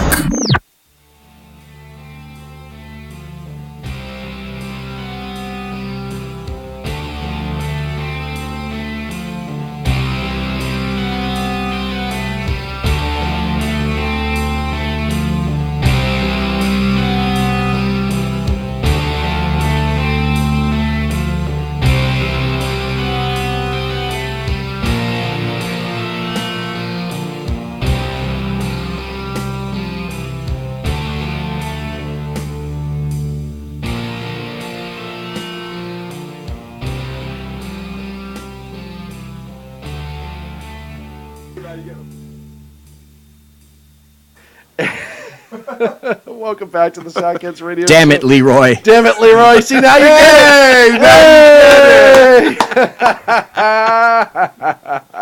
Now that shit was funny. Now I get you it. get why the general. Hey, make joke was sure so if funny. you ever check out what Leroy Jenkins is, go to the original. Don't. Yes. It's been used for a bunch of other things, but go to the original source for it. It's and read about it. It's just kind of funny. It's a nerd humor, but it's perfect humor. So awesome. It really is kind of great. Moving right over to Clint. No. The big story. Oh, BZ. I'm sorry, BZ. Biggest story of the night, so to speak, is the James Comey testimony that happened today. Comey. James Comey. It didn't happen today. It's going to happen tomorrow. Sorry, happen tomorrow. But what everyone is saying is going to happen. But here's the thing: if you're Comey, and you've decided that you are going to release your prepared statement today, yes, ahead of your actual testimony tomorrow, there's an issue.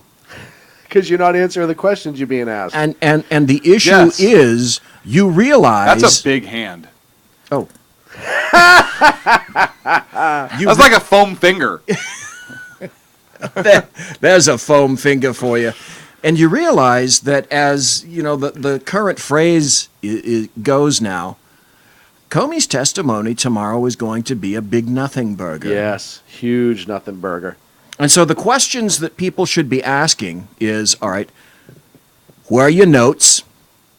Where's your memo? I want the originals. I want to see your memos. Yes. I want to see what they consist of. But he's already essentially, in a way, exonerated President Trump. So it's going to go one of two ways. It's going to go that the leftists are still going to see that it's all about obstruction of justice.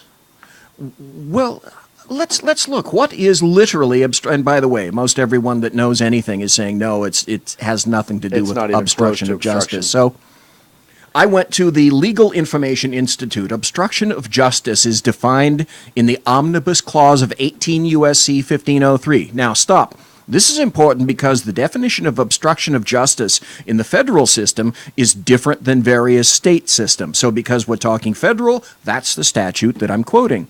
It provides that whoever corruptly or by threats or force or by any threatening letter or communication influences, obstructs, or impedes or endeavors to influence, obstruct, or impede the due administration of justice shall be guilty of an offense. They're charged under the statute based on allegations that a defendant intended. Now, that means what? Just as with Comey last year, there are two types of crimes: crimes of general intent and crimes of specific intent. Mm-hmm. Crimes of specific intent are those statutes which say, just like this one, with the intent to. What about crimes of passion? And that's what it says. The intended to interfere with an official proceeding by doing things such as destroying evidence, interfering with the duties of jurors, court officers, etc. So again, it's going to be a big nothing burger. But the leftists, this is pretty much all they have left on which to hang their hat. Yes. So CNN, this is again more proof that CNN's anonymous sources, if you will, they got it wrong, because on May 9th, the White House released the letter that President Trump went to James Comey and said that he'd been relieved of his duties. And in that letter, Trump said that James Comey had informed him on 3 separate occasions that he was not under investigation. And then it turns out that the letter released today by Comey confirms that maybe 3 times he said, yes, you're not under investigation. So, what investigation? Is Trump right? Well, and I also want to point the NSA director's testimony. Was it the NSA? No, Mike Rogers. Yeah, yes, Mike Rogers. About today. Hey, never felt pressure. Said, yeah. That's what I was thinking of earlier when I said testimony today. Oh, okay, all right. I never felt pressure. No, that's whatsoever. True. Whatsoever, never felt pressure. And then he began to ask the questioners to quantify what it was that he was under pressure for. But basically, the bottom line is, he said also in his testimony today, 3 separate times, affirming the same answer 3 separate times. Yep. I didn't feel pressure. That's not what was occurring here. Well, so the other question that I have with Comey and his note-taking is, quite honestly, where's your notes from when you met with Loretta Lynch about the Clinton meeting?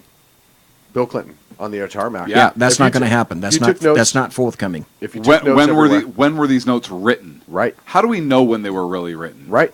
We have no way. You wrote them on a notepad, not on an iPad, right? So we have no way of even digitally documenting it. Yeah.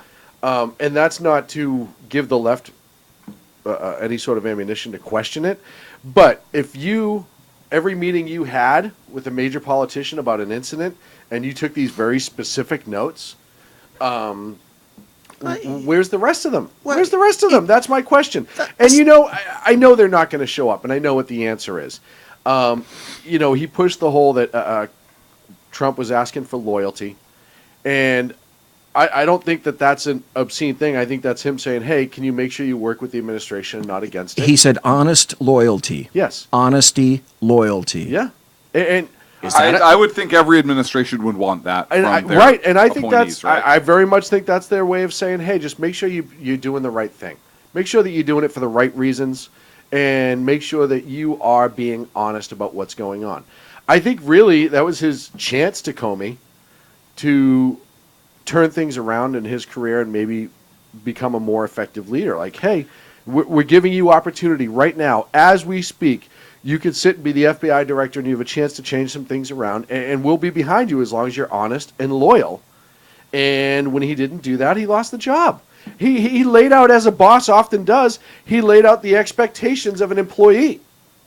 Yeah. Yes, you could say that he was looking. You could say that he gave Comey more rope in which to hang himself. Of course. But you could also make the argument that despite what occurred in the past, January 21st, he was ready to have a new relationship with FBI Director Comey, and it was Comey who set the rules and the parameters, and so Trump waited to see what happened after that. And then Comey screwed himself when he said that 10,000 emails were discovered by his agents, and then 2 days later, an underling had to come and say that Comey's testimony was false. Yes. So that meant Comey lied to Congress. How do you fix that? You remove him. How do you move that? Simultaneously, CNN and ABC hanged their hats on the fact that Comey was going to say that Trump was under investigation. Yes. Oh, sorry. No. Now the all anonymous of mainstream media was. Well, they were the ones that started those two articles going originally. And the New York Times, right? Now it starts to, well, not starts. Now it was revealed because Comey revealed what his initial statement is going to be. It's a bunch of crap. And CNN had a story with a headline, Comey expected to refute Trump. Except when Comey released the letter of his opening statement. Yes. What the hell? Here's the thing, and we've said this about media for a long time in this country. They keep starting with their lie and hope that it gets perpetuated. And when it doesn't, they just walk away like nothing was ever said. And when it does, they blast it all over the media. They formulate an opinion or an idea, and they cherry pick evidence. And the idea is based in nothing. Right. They cherry pick evidence to support the thesis rather than looking at the evidence and see where the evidence leads. I mean, you go back to the campaign and you look at what they were doing in campaign and the stuff that was just getting thrown against the wall, hoping something would stick just to destroy him as a candidate. And now that he's president and you have all these people talking impeachment and all this other stuff, and that you have protests going on and the country's falling apart still on some level, and you have the crybaby leftist snowflakes who are just can't let it go. It's goddamn June, and they're still trying to refute the fact that he's a president. You have to whip that fear up, because those are the people who keep going to their website and making them money, and watching their programs and making them money. They're not news hounds; they're entertainment hounds, or whores, as I would like to say. Or they're the American media maggots, as I call them. Yes. So 2 points. Number one, there was going to be Comey Hour in various D.C. watering holes, while they sat back in glee and backslapping all around when Comey just rakes President Trump over the coals. Well, that's not really going to happen. Then secondly is CNN's new headline, which is in about, I think, 2-point font, as opposed to the 100-point font in which the original article came out. Now it's a little bitty font that says, Comey unlikely to judge on obstruction. I'm surprised. Because there was no obstruction. That's how they correct things, too. And not only that, but Comey's in a corner. Because if Comey comes out and says there was an obstruction... Nobody puts baby in a corner. If Comey comes out and says that Trump tried to obstruct and Comey failed to report that, now he's Comey's in violation. Well, he's criminally liable. And then so Comey can't come out and say that. Well, it's what I said. It's what Clint, you said. It's what Sean, you said. Hey, 3 or 4 or 5 weeks ago, whenever the fuck it was. And that's this. if Comey has a memo and he decided it was sufficiently serious in which to sit down and at keyboard immure it in some kind of a digital form in a computer that he was so terribly concerned about this influence, why didn't he go to his boss immediately, which is the Assistant Attorney General, Rosenstein, and say, look, because this is what logical people would do in a hierarchy if you've got an issue that you don't think that you can take care of, but perhaps so politically charged that your boss needs to know, you go to your boss. Well, and here's the funny part. So apparently it was not of sufficient import to go to his boss. Well, it brings me back to Reality Winner, right?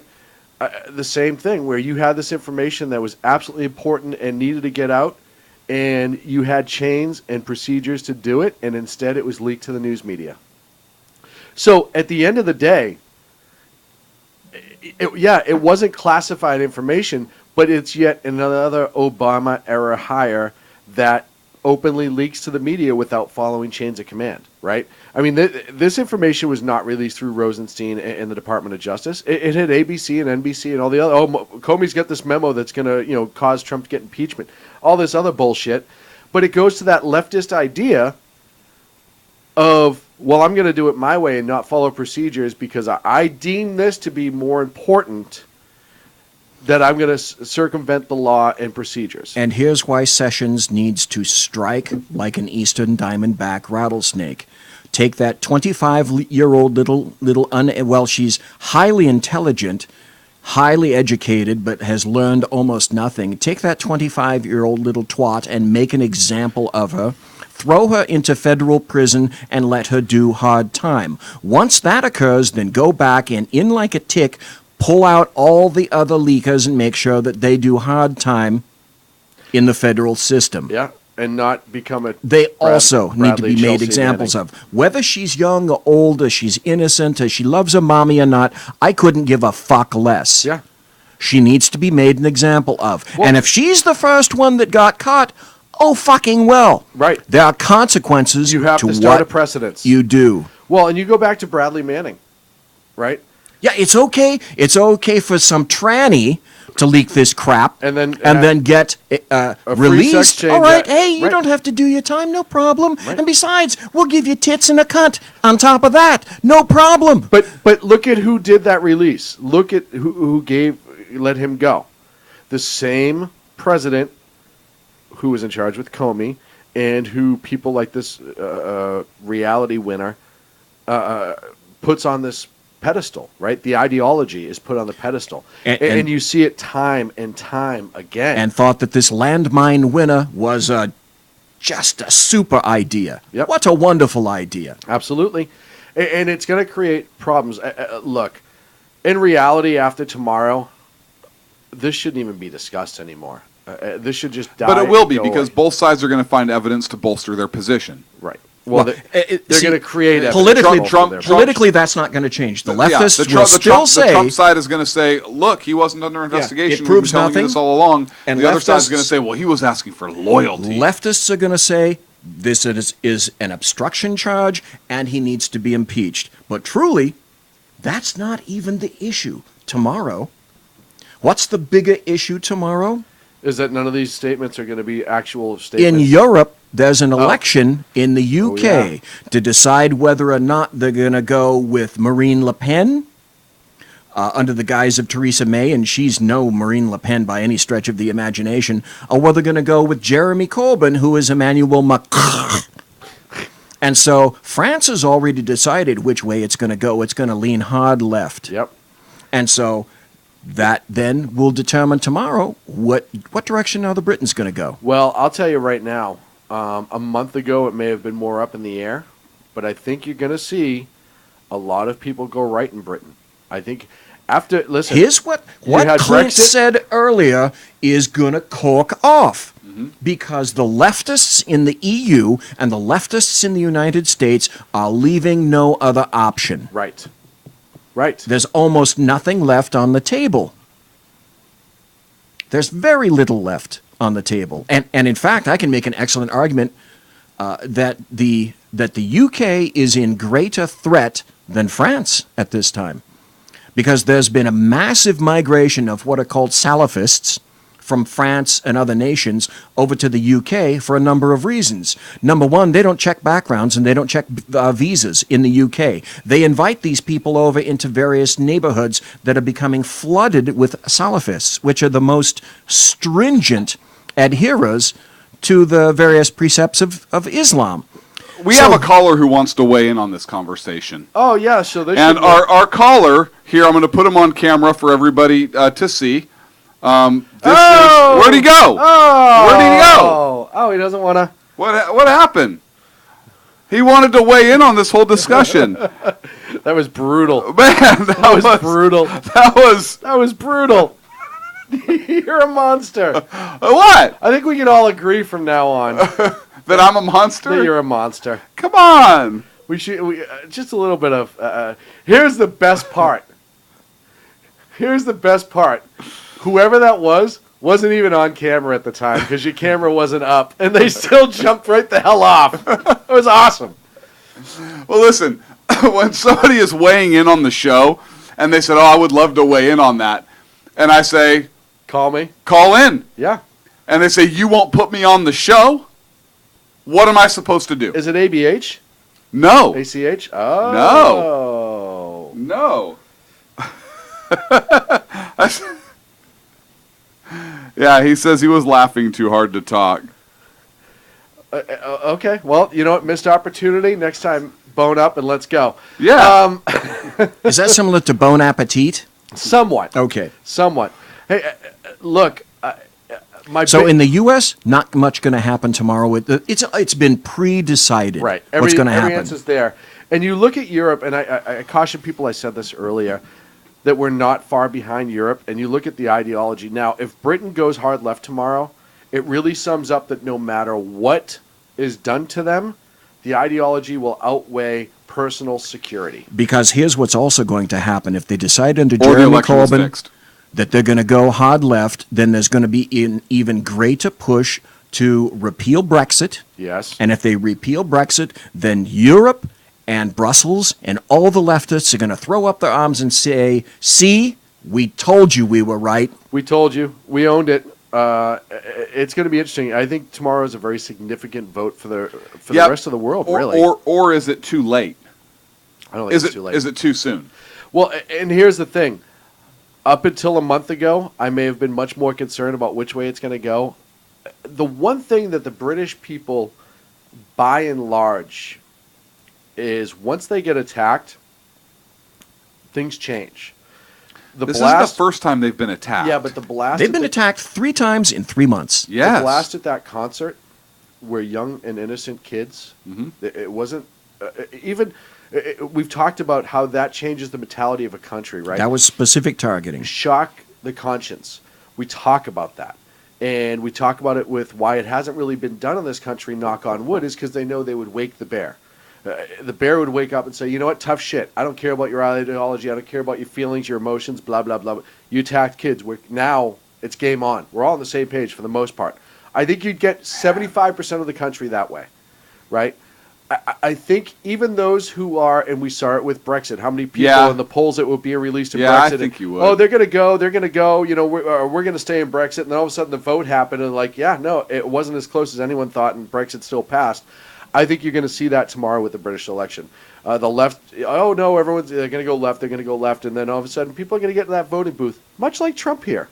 As of yesterday, and when they pull that handle or press that button or drink their tea or whatever they do in voting booths, I don't fucking know. It's going to change the mentality. As of yesterday, what they're saying is there was a singular point difference between the two. Yeah, I think that's changed now. I guarantee you that's changed now. As House Secretary or Home Secretary, May is responsible for releasing 20,000 police officers in the conservative government. And, of course, Corbyn is using that as a reason. See, it's Theresa May who placed us in our current predicament, not me. Well, and like everything else, the story behind that isn't the story behind that. And what they're pushing, just like when I talk about attacks in this country, we talk about where they came in, where they came from, and what time it was. Mm-hmm. Just like that, you look at the release of 20,000 law enforcement officers. On one hand, yeah, it's a humongous number, right? But on the other hand, Would that have stopped the bomber? I know you can argue the investigatory thing of keeping up with these monsters when they enter the country and all that other stuff, but you know what? We see more and more with Britain, people they know and we're following are conducting attacks. And we see that in Europe all the time. Where it's amazing how afterwards they're like, we knew exactly who this was. He'd been on this watch list, et cetera, et cetera. UK keeps getting it wrong. It has nothing to do with the fact that they're being identified as problems. What's wrong is that they can't do anything about it. Inaction. Absolutely. We have 4 minutes left to go. So Corbyn is going to take he's a politician. He's going to take advantage of something like that. He's going to take the bullshit route. But we know where France went. Yep. UK is under a greater threat. Yep. Because the other thing is, UK gives great benefits to people coming in. Mm-hmm. They pay them. Well, and they know this. But yes, they do. Clint? If you look at the European Union, who is the one country that is really driving that union? It's Germany. Yeah. Driving the economy in the union. Yeah. Because they benefit the most. Exactly. And Brussels. But for the most part, Germany. Jean-Claude Van Damme as well, right? yeah. Did you say Jean-Claude Van Damme? Yeah. Okay, that's true. He is actually the king of Brussels. I don't know if you knew that.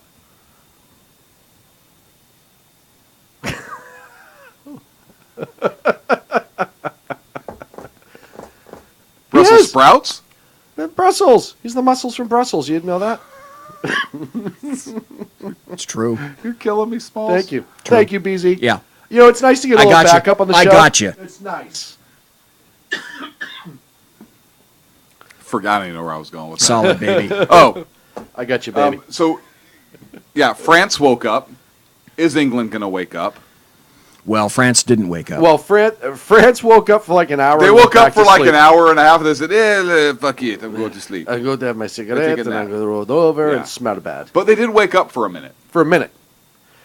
And then the people of the country went, ooh, this is icky. Now they're really, really mad at us. Yeah. And again, it goes back to the London mayor and the leftist ideology, and just the leftist ideology in general. We've created the situation that have made these people mad. It's what's her name? Barbara Boxer, right? If they see us put the gun down, then they'll put their gun down. Certainly. That's what they think is going to happen. And I hope to God that the people of England, especially the Brexit voters, come back out and stay really, really smart, because it's their future, it's their security, it's their safety that's on the line with this. 2017 in Europe is the United States in 1993. Yeah. When we decided that it was best policy to ignore everything that was happening underneath our noses. Yes. Following that, then, we had 9/11. Mm-hmm. The Europeans haven't had a 9/11 yet. But there are so many. For example, we were talking. We get 2 minutes. There are 20. Feature this in terms of statistics. There are 23,000 documented jihadis in the United Kingdom. Mm-hmm. They know that. They don't know where they are. But they know they're it. in the But United they know Kingdom. that they're present. They're in the United Kingdom. You just told us where they were. In a little teeny country, as opposed to the big, massive United States. Right. It'd be hard to find them then. It's an island, folks. Right. But you can't do it with all the various surveillance and operatives, etc. that you need. UK, the people, no one can. You can't walk into a mosque. BZ, you we can't have less than surveil a minute, them. and you're being way too serious. I know, right? Right now. Okay, I'm sorry. Well, This is the Sackheads radio show. 5 minutes of work, 10 Yeah. minutes of fucking around. Yeah. That's Okay. how we roll it here. Seriously. Let the fucking around commence. BZ, I think you're 100% right, though. Tomorrow will be an interesting day. Tomorrow will be an interesting day. Of course, you'll talk about it tomorrow night. And It will have already Logan occurred. Zeppelin, Bobcat Saloon. We'll talk about it at 8 next. p.m. Pacific, 11 on the Oh, East by the Coast. way, I've got Susan Katz-Keating, a military intelligence specialist, coming back to the show. Outstanding. And I'd also like to tell you that I've got Dan Butcher coming on for a weekly appearance, probably on Thursdays. Outstanding. And I've got Brad Thor, author, coming on. We just can't agree on a date yet. Well, you know, I hope you guys have your date. Thank you. Sounds lovely. Thank you. Hey, really quick, I want to throw a huge, huge shout out to the makers of my shirt. By the way, if you haven't seen it. Yeah, that is an amazing shirt. Thank you. Thank you. That It's is called an Grunt amazing Style. It's part of subscription box monthly. There's a whole bunch of great shirts. You got to check them You out. get one every month? every month. It's Really? $21 a month, and you get a new shirt. They replace them if they wear tip or wear. You're gonna have to rip give me that or website tear. because I'm interested. Grunt style. Just I'm down Google like it. 4 flat tires. What? The shirts are ridiculously soft. They're really good. You can buy all the other monthly subscriptions.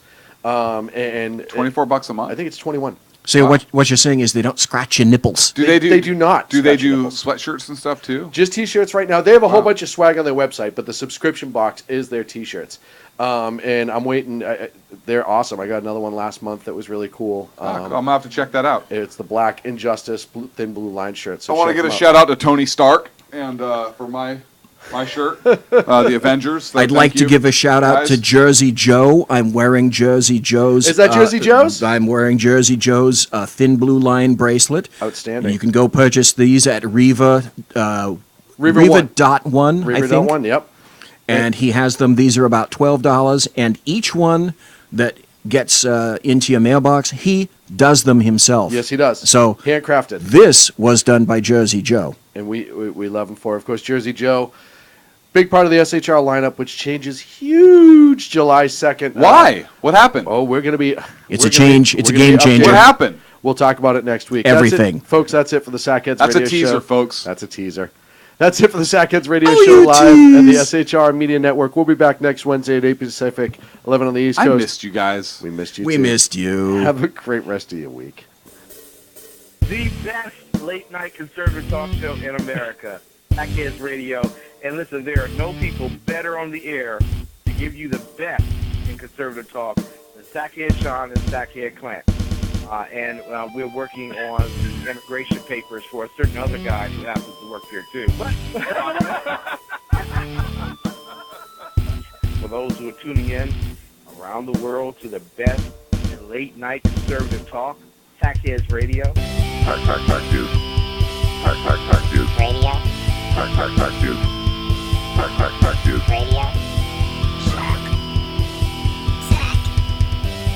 Sack News.